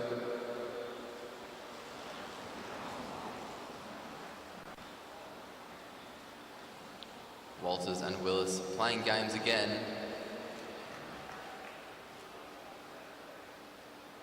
Down the front straight now. Look over the shoulder from Hicks as he starts to move up. Boddington just following.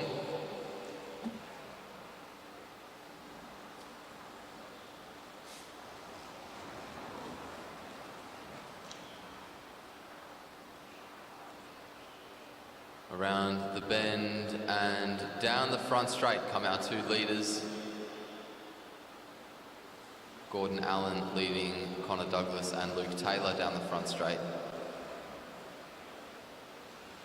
Kyle Willis checking over his shoulder to keep an eye on Greg Walters behind him. The two riding side by side now. And we come down the front straight. Hicks still pushing hard. Boddington just following Hicks's wheel.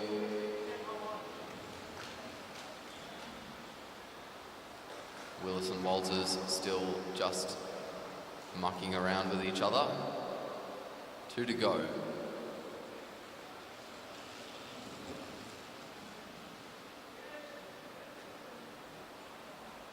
Down the back straight go our two leaders.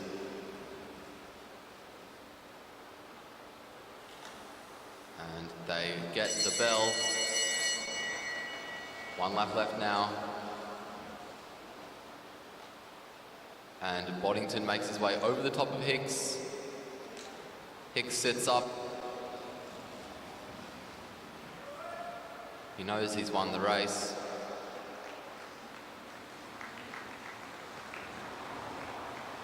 And Willis puts in a move over Walters. Walters starting to close that gap as the riders make their way around the bend. Kyle Willis holding on to his lead, and he'll come across the line ahead of Walters.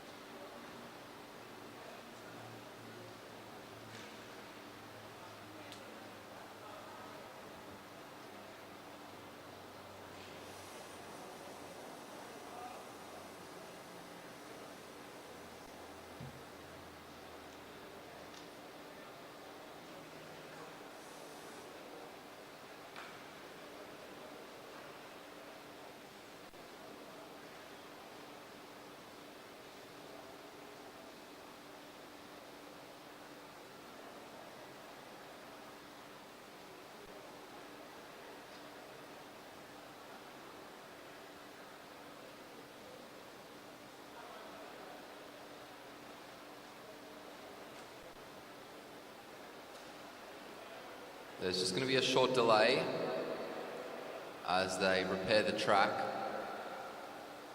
after the crash at the start of the men.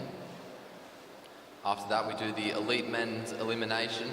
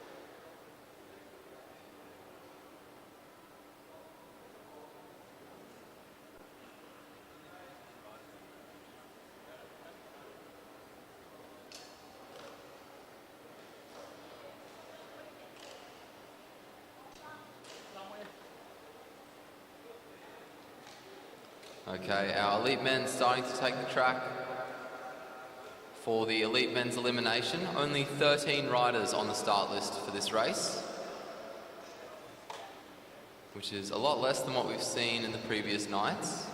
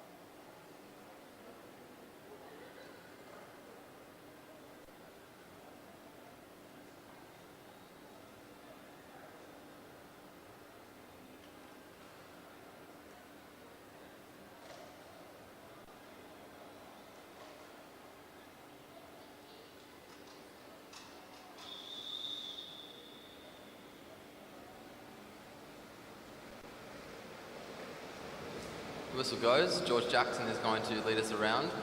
We're still in neutral, but that's not stopping everyone from making their way around the track with a great amount of speed. And now the gun goes to kick us off. That's Angus Miller on the front.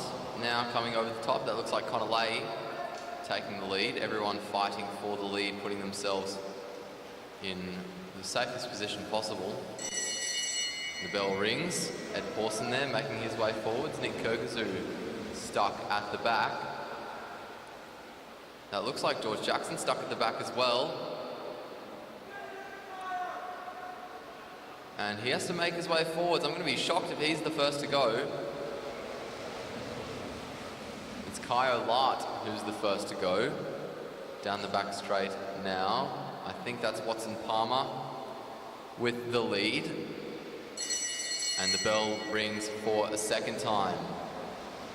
Angus Miller at the rear now. Now he starts to make his way forwards. A bit of a dangerous position there for Ed Pawson, I think. See what the comms say. It's Leo Zimmerman who's the next to go.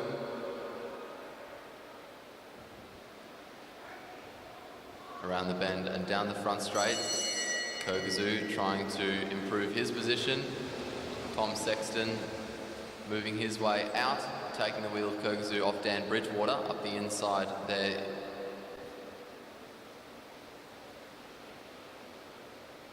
Kyle Aitken look like he will be the next. It is Kyle Aitken who's the next to go. Over the top goes Sexton. Sexton taking the lead. Kogazu sitting at his hip. Angus Miller on the wheel of Sexton. As the bell rings, Josh Duffy makes his way forwards. Duffy looking to take the lead of the race.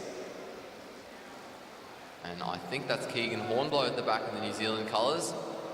He'll need to put in a bit of an effort to get forwards.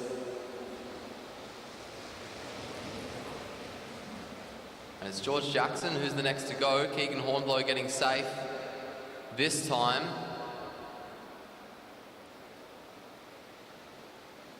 Hornblow over the top, making sure he's not going to be in that situation again anytime soon. Tom Sexton in a box, as is Angus Miller. Miller is in a bit of danger at the moment. But it will be Angus Miller, the next rider to go. Ed Pawson getting pretty lucky there. The bell rings again. Tom Sexton making his way to the back, making sure he's not in any box. Graham Frisley pushing his way forwards. Connor Lay trying to get out of the gap, Josh Duffy, sorry, trying to get himself into safety. Oliver Watson-Palmer, the next rider out. But Ed Pawson sits up. He realises he's not the next one to go. And now he's got to fight and close that gap to the riders in front to get himself back in the race as the bell rings again. Dan Bridgewater taking a look over his shoulder, seeing where he is in relation to everyone else. And he realises that he wasn't second last. He needs to move forwards. Pawson looking up the inside. Close between Hornblow and Pawson. And it's Hornblow who's the next out. Pawson getting lucky again. Close call there.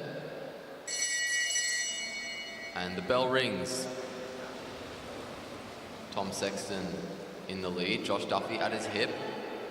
Nick Kogazu stuck in a bit of a box there. Over the top goes Dan Bridgewater. Keegan Hornblow. Sorry, Ed Pawson trying to move forwards.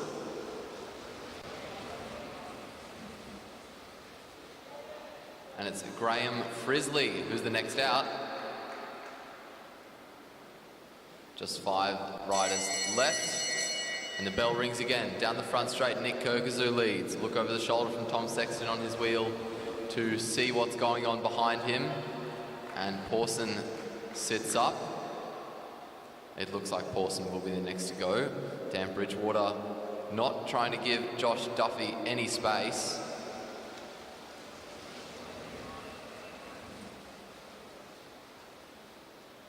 Four to go. Down the back straight now.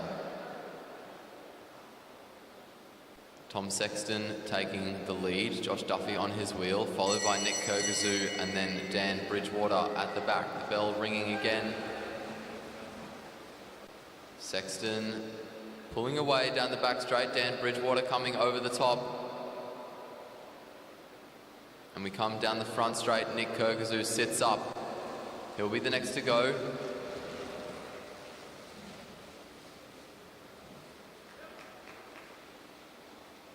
Duffy now pushing Bridgewater high to the fence. Sexton pushing Duffy. As we come around the bend and down the front straight, there's a move by Bridgewater over the top of both of them. As the bell rings, Duffy focused on Sexton behind, but as the gap starts to open up, he has to chase forwards. Bridgewater looks like we'll be safe. Down the front straight we come. It's going to be close between the two. Sexton gets there and Duffy sits up. Josh Duffy will be the next rider out. And it's now between Dan Bridgewater and Tom Sexton.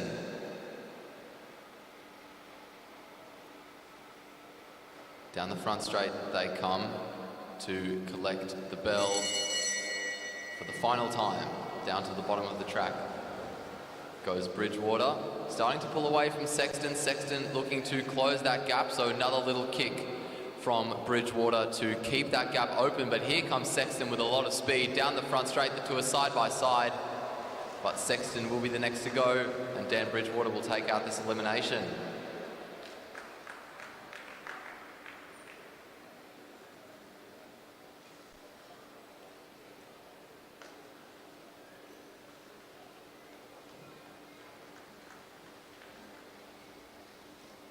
And after this, we have the under-19 men's time trial final.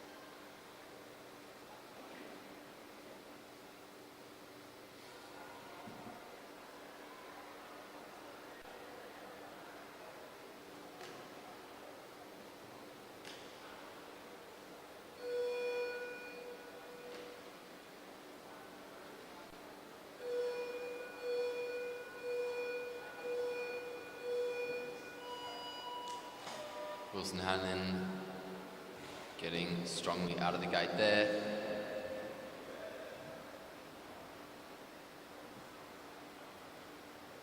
And still building up speed, he now starts to sit down and settle in. Down the front straight he comes.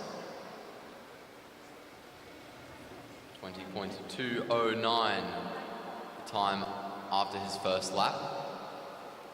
Around the bend and down the front straight he goes now to get 2 laps to go. 35.394 seconds his time.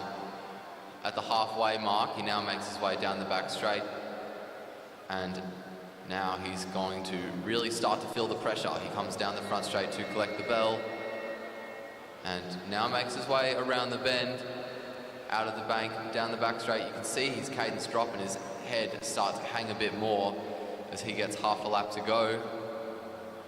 Down the front straight towards the line. He'll set a time of 1 minute 6.769 seconds to beat.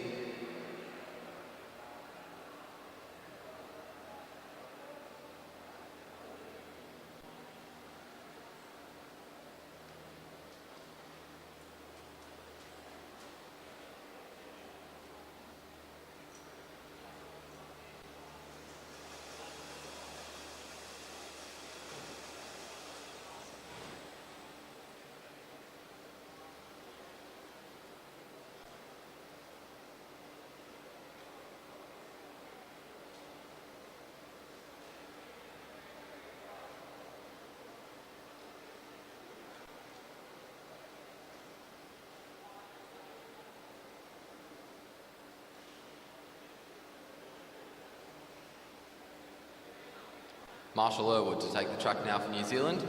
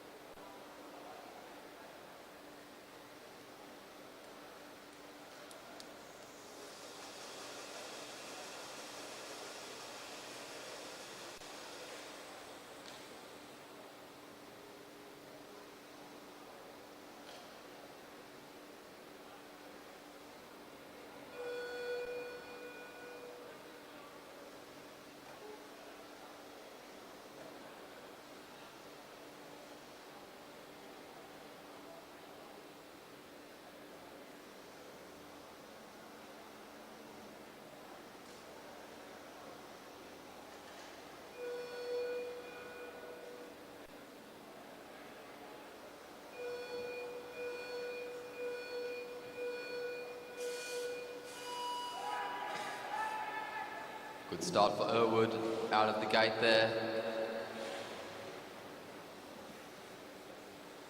Out of the bend and down the back straight he comes now.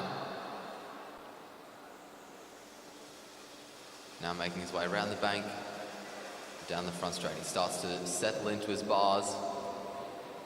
20.103, the time after lap 1.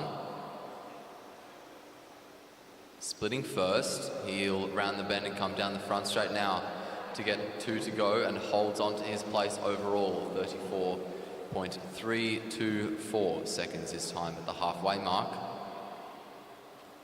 Irwood now makes his way down the front straight. He'll collect the bell and he'll hold on to first again. 48.662, the time with 1 lap to go. He's now got half a lap left in his ride. He'll make his way around the bend, down the front straight towards the line with a time of 1 minute 3.815 seconds. The new fastest time by 3 seconds for Marshall Irwood.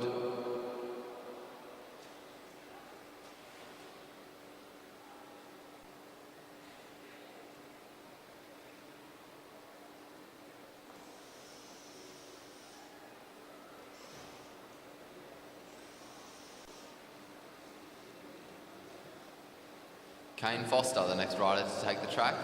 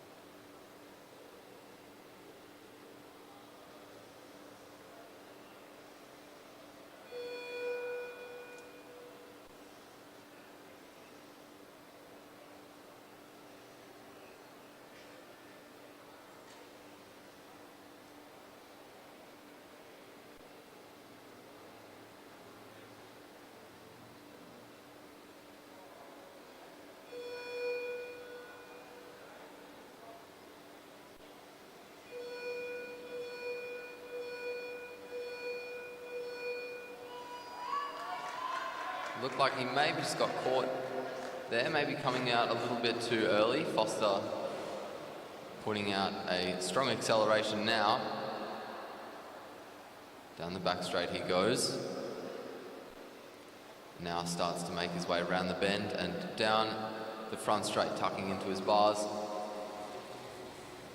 We didn't get a split there for him. We'll see how he fares after lap 2. He's now making his way out of the back straight and now out of the bank down the front straight to get 2 to go. He splits third, 35.553 seconds, the time for Foster as he now makes his way around the bend and down the front straight to collect the bell.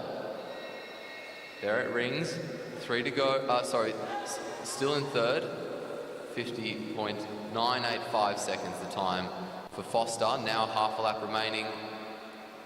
He'll round the bend and make his way down the front straight to finish with a time of 107.281 seconds.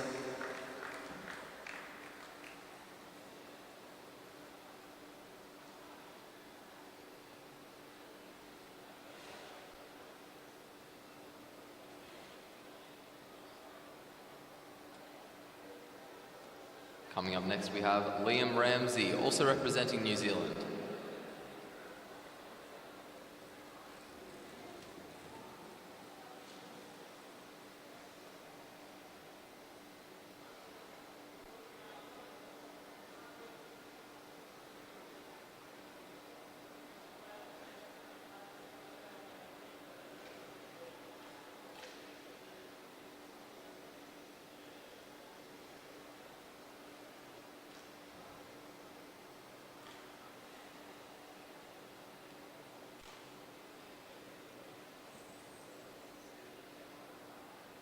Just an announcement, everyone, that this is our last event before we go to presentations. So we do have 5 riders left to race, but we would like to get presentations quickly underway afterwards. So if you're getting a medal, if you could please make your way to the podium area, maybe within the next 5 minutes, that would be pretty good. Thank you.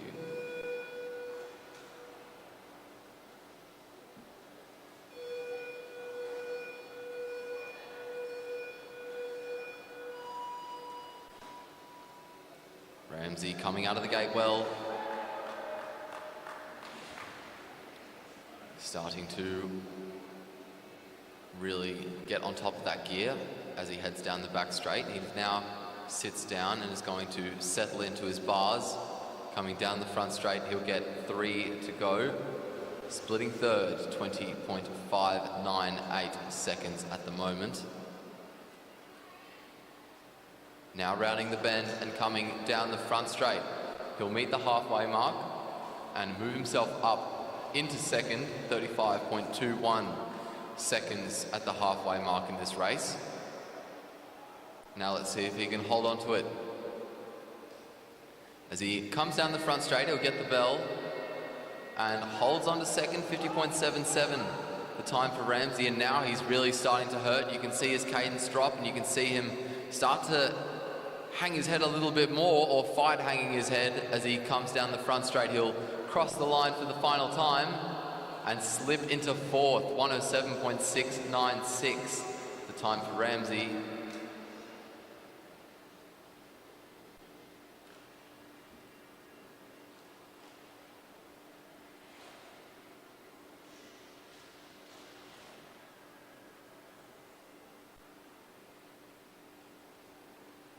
Xavier Bland now taking the track.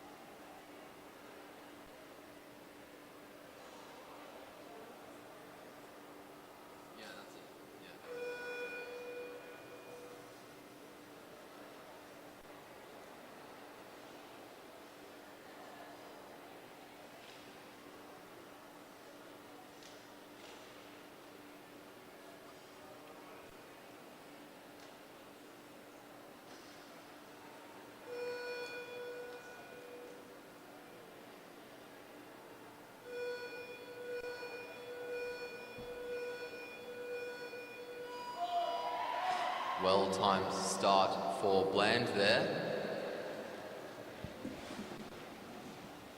So he now makes his way down the back straight. He's still getting on top of that gear. Now he starts to sit down, and as he comes down the front straight, he'll get down into his bars. Splitting first after the first lap, 359 seconds, sorry. Pushing on as he rounds the bend and comes down the front straight to get 2 to go. Slipping into second place there, 34.459 seconds. Now down the back straight goes Bland. And into the finishing straight to collect the bell. Still in second, 49.839 seconds with 1 to go for Xavier Bland. He's starting to hang his head as he hangs down, goes down the back straight, round the bend, down the front straight towards the line, and he'll hold on to second place, 105.631 seconds the time for Bland.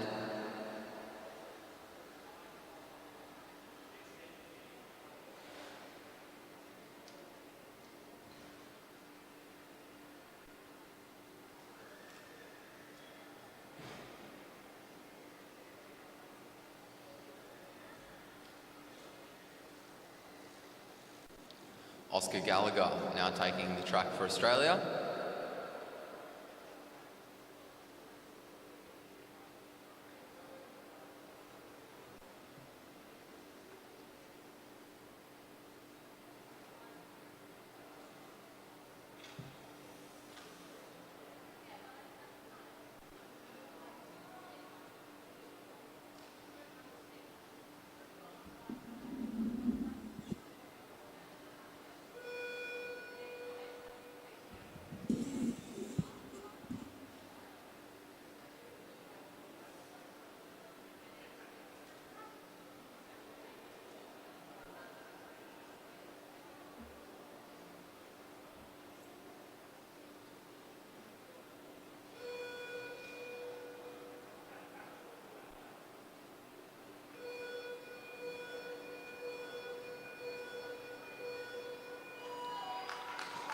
Good start there by Gallagher as he makes his way around the bend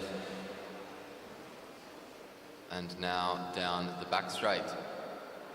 Still getting on top of that gear. He now sits down and he starts to settle into his bars. After the first lap, he splits fourth, 20.309 seconds.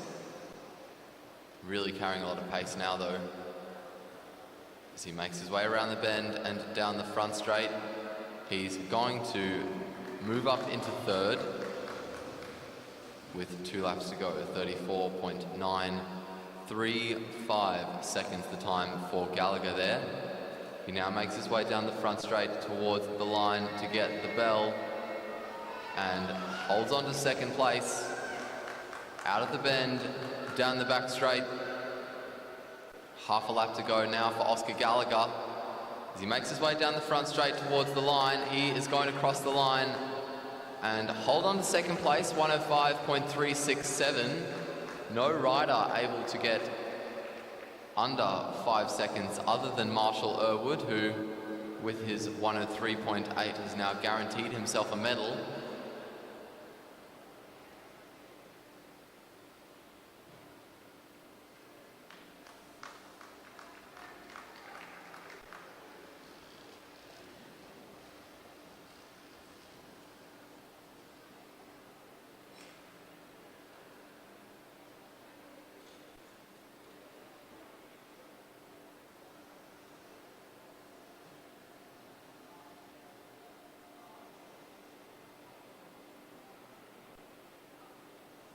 Austin Norwell now to take the track for New Zealand.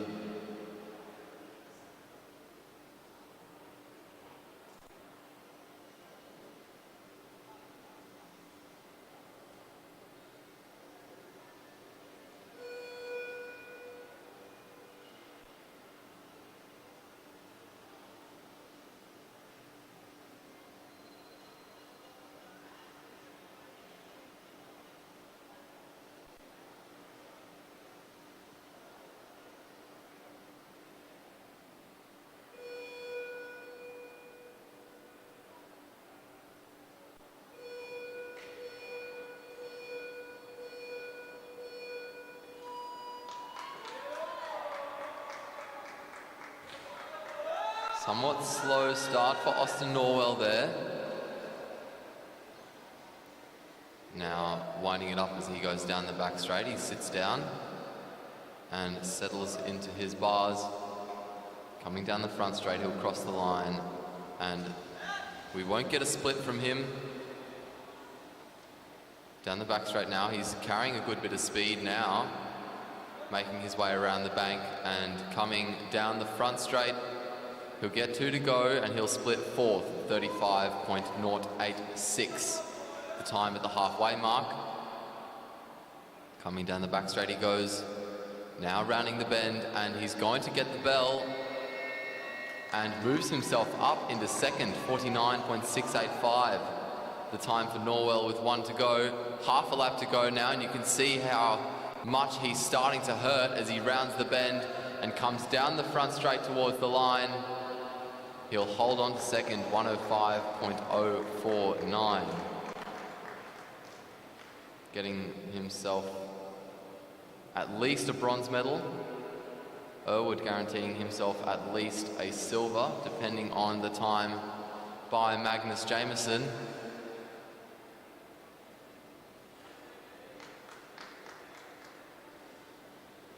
Jameson now takes to the track.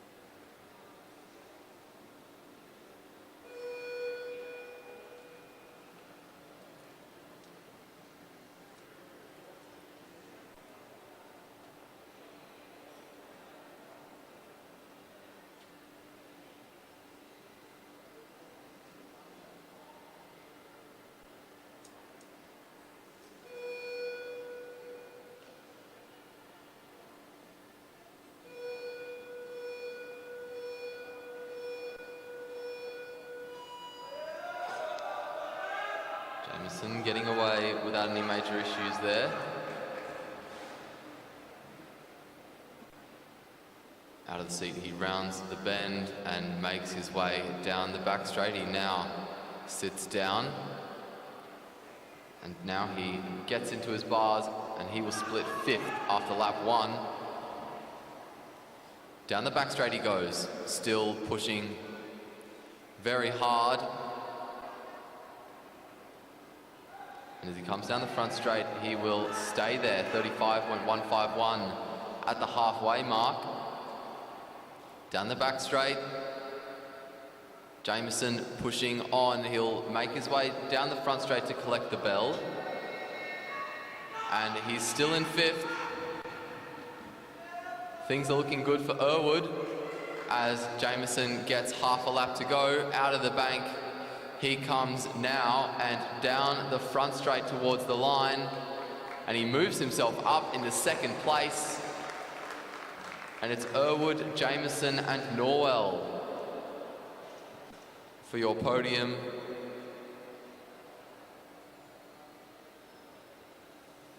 Marshall Irwood winning by over a second on his competitors.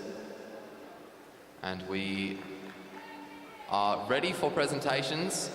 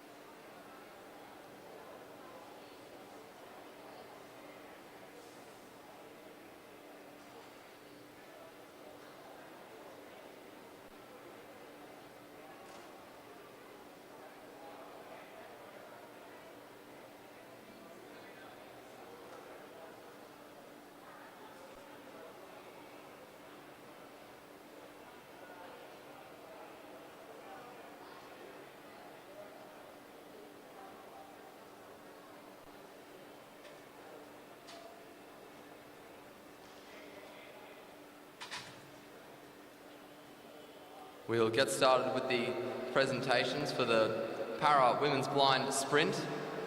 In second place, and winners of the silver medal representing Australia, Madeline McNeil and Jackie Mengler-Moore.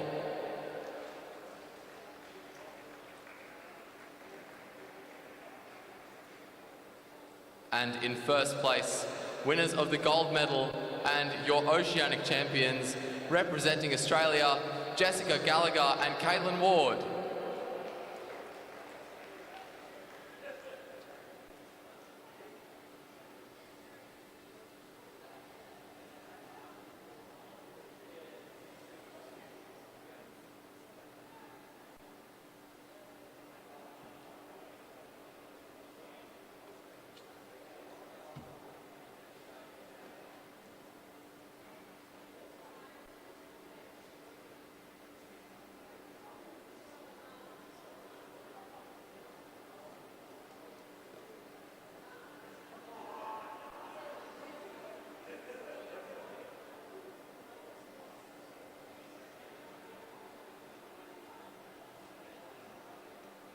And we go now to the Para Men's Blind Sprint podium.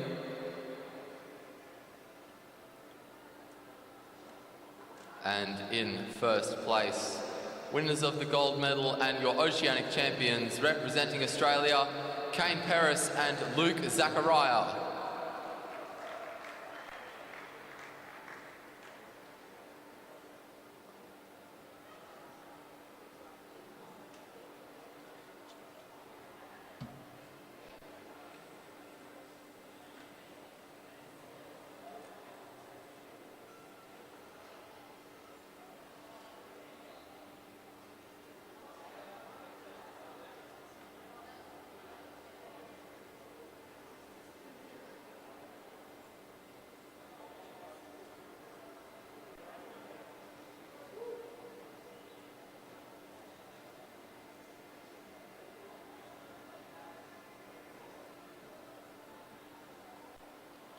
And we go now to the presentation for the Para Women's Scratch Race C1. In second place and winner of the silver medal representing Australia, Caitlin Sherman. And in first place, winner of the gold medal and your Oceanic champion representing Australia, Talia Clayton-Goody.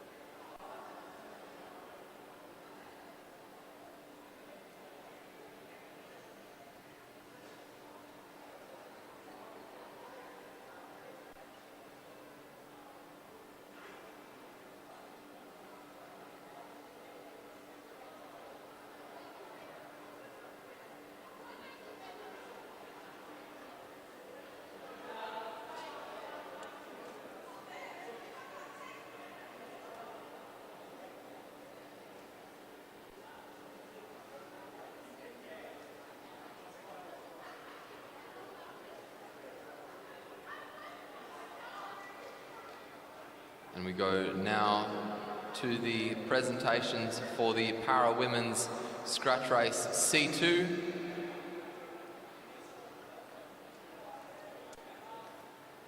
In second place and winner of the silver medal representing Australia, Annalise Hodge.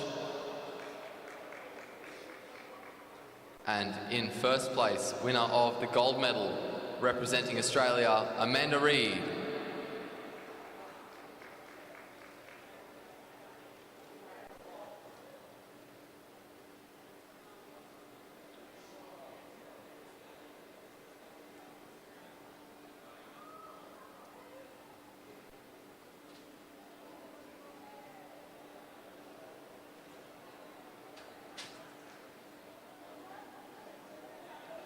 We go now to the Para Women's Scratch Race C3 presentations. And in first place, winner of the gold medal and your Oceanic champion representing Australia, Emma Mickle.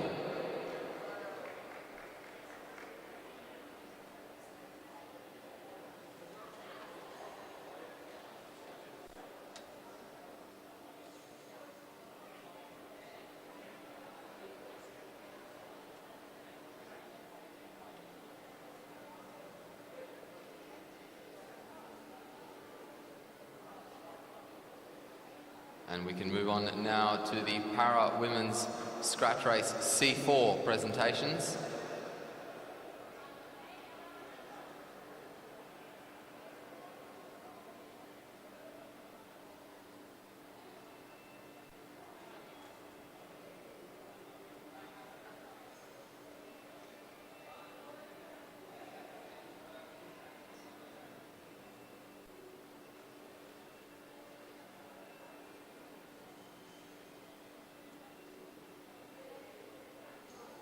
In third place and winner of the bronze medal representing Australia, Sharon Boyd. In second place and winner of the silver medal representing Australia, Alana Forster. And in first place, winner of the gold medal and your Oceanic champion representing Australia, Meg Lemon.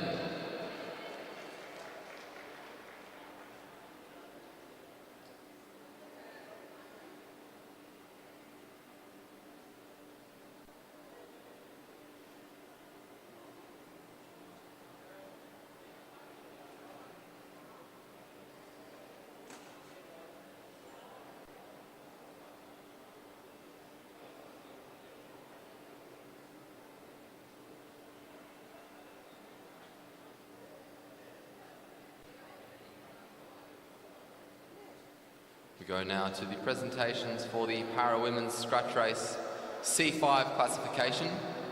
And in first place, winner of the gold medal and your Oceanic champion representing Australia, Erin Rowell.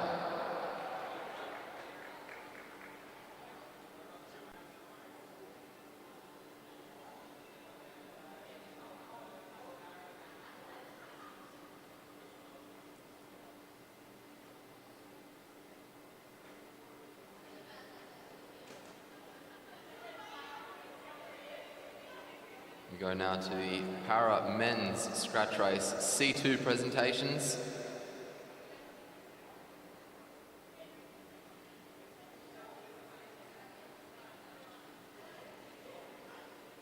In third place and winner of the bronze medal representing Australia, Mitchell Bales.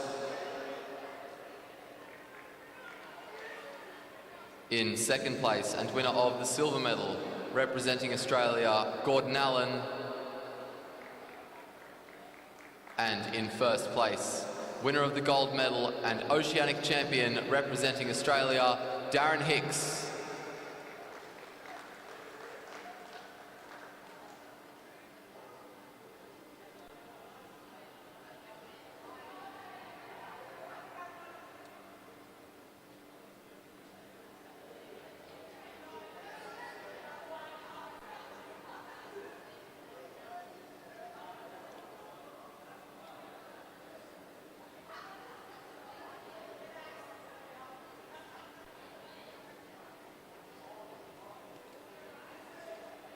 We go now to the Paramen Scratch Race C3 presentations.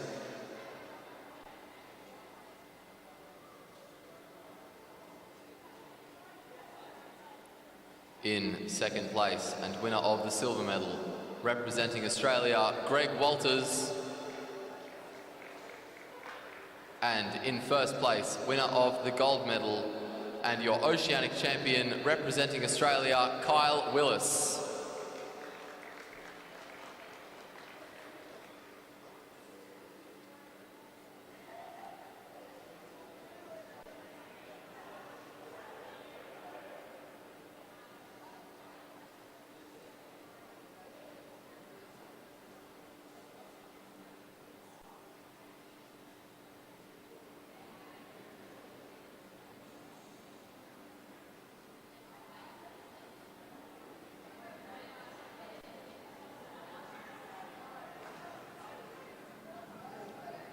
We go now to the presentations for the Para Men C4 Scratch Race.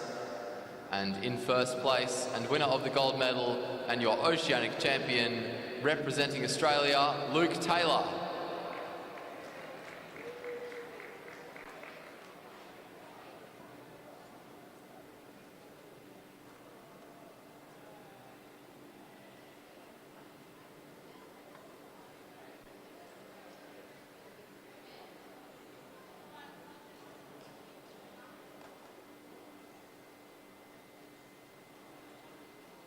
We go now to the presentations for the para men's scratch race C5.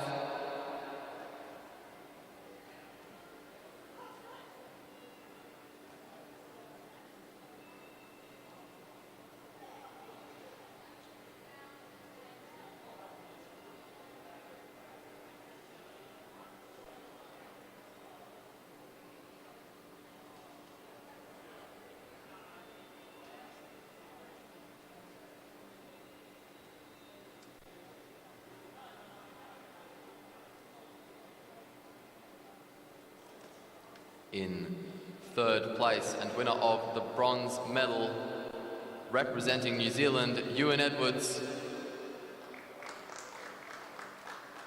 In second place and winner of the silver medal, representing New Zealand, Connor Douglas. And in first place, winner of the gold medal and your Oceanic champion, representing Australia, Corey Boddington.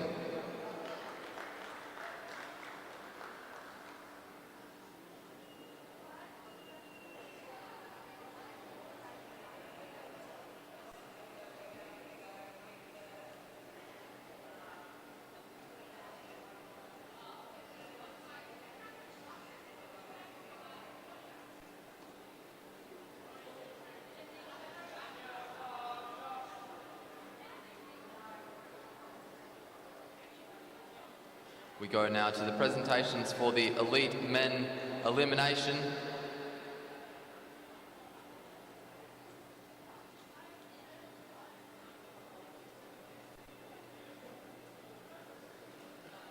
In third place and winner of the bronze medal, representing Australia, Josh Duffy. In second place and winner of the silver medal, representing New Zealand, Tom Sexton. And in first place, winner of the gold medal and your Oceanic champion, representing New Zealand, Daniel Bridgewater.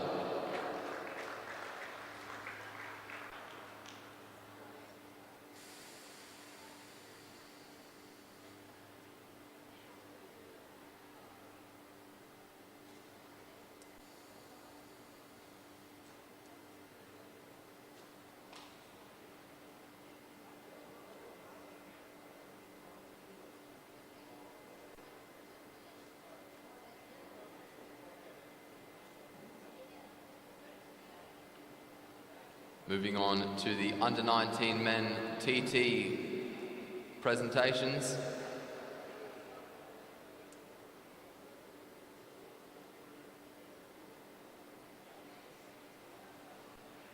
In third place and winner of the bronze medal, representing New Zealand, Austin Norwell.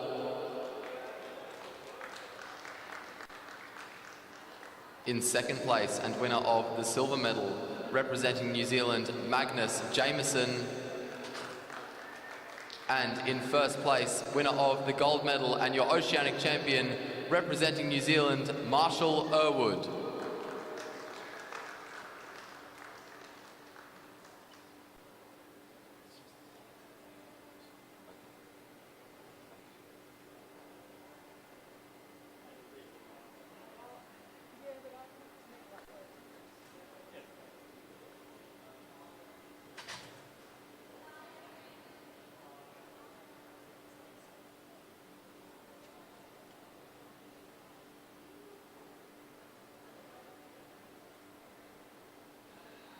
We go now to the para omnium points presentation.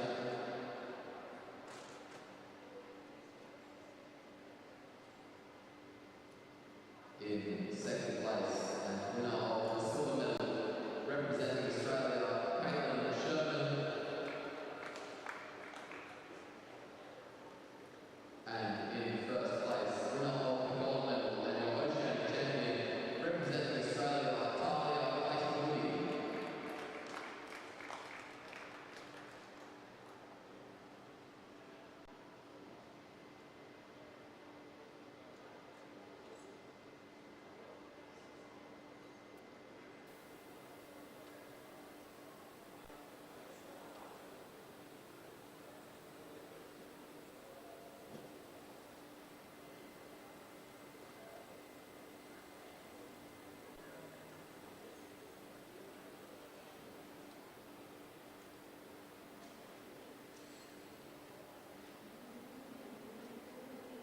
Moving on to the presentations for the women's C2 para omnium.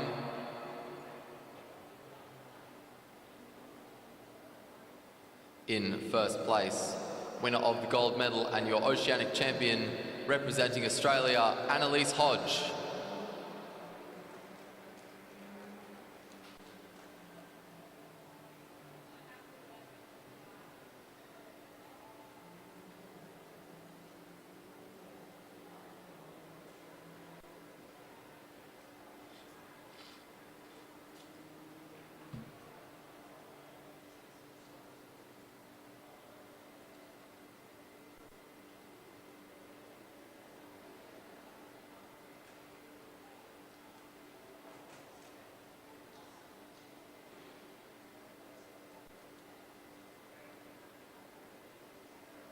Moving on to the presentations for the women's C3 para omnium. And in first place, winner of the gold medal and your Oceanic champion, representing Australia, Emma Mickle.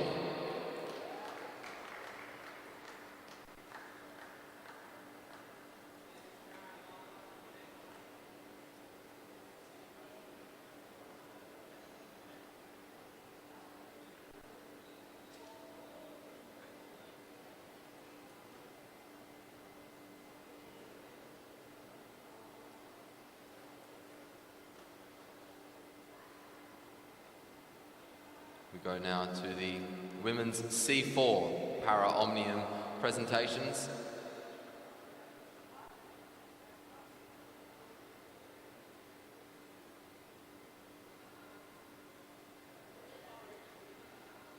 In third place and winner of the bronze medal representing Australia, Alana Forster.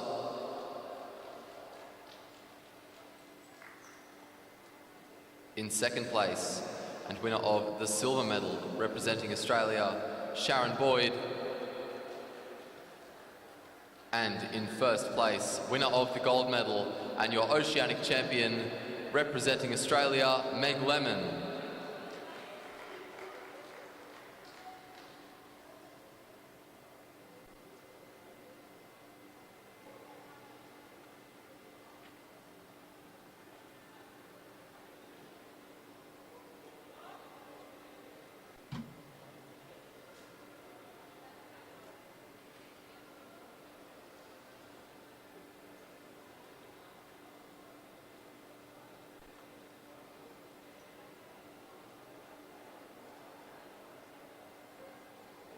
Moving on to the women's C5 para omnium presentations. And in first place, winner of the gold medal and your Oceanic champion, representing Australia, Erin Rao.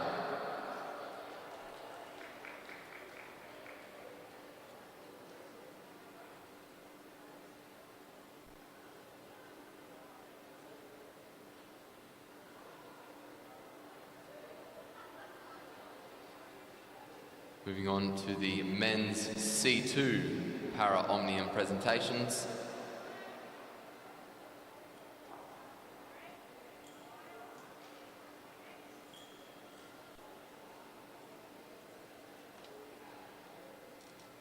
In second place and winner of the silver medal representing Australia, Mitchell Bales. And in first place, winner of the gold medal and your Oceanic champion representing Australia, Darren Hicks.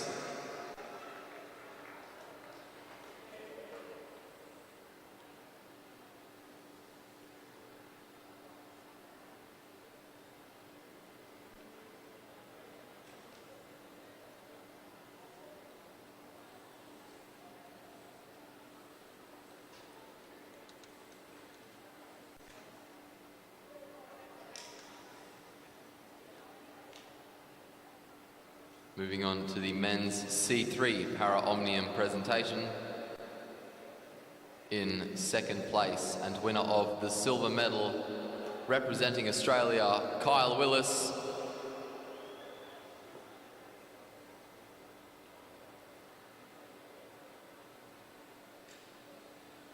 And in first place, winner of the gold medal and your Oceanic champion, representing Australia, Greg Walters.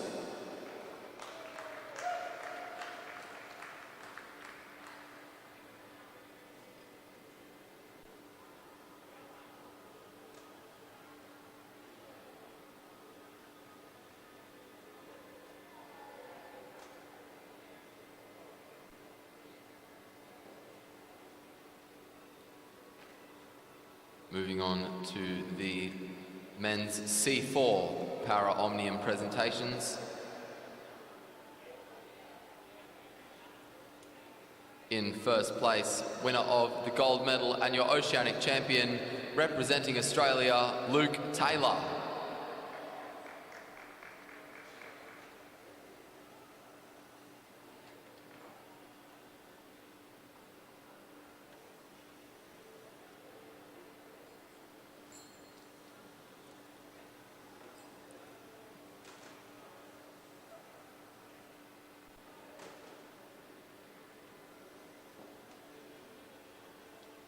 Moving on to the men's C5 Para Omnium presentations.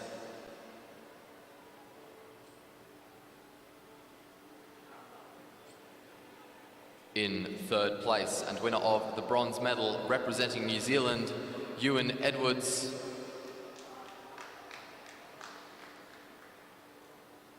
In second place and winner of the silver medal representing New Zealand, Connor Douglas. And in first place, winner of the gold medal and your Oceanic champion, representing Australia, Corey Boddington.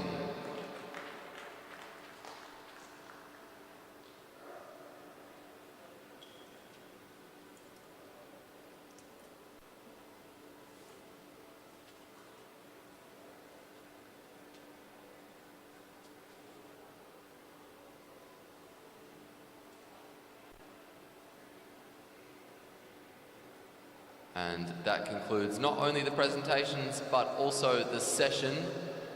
The track will be open at 5 p.m. for warm-up, and we'll get started with our second session of racing at 6 p.m.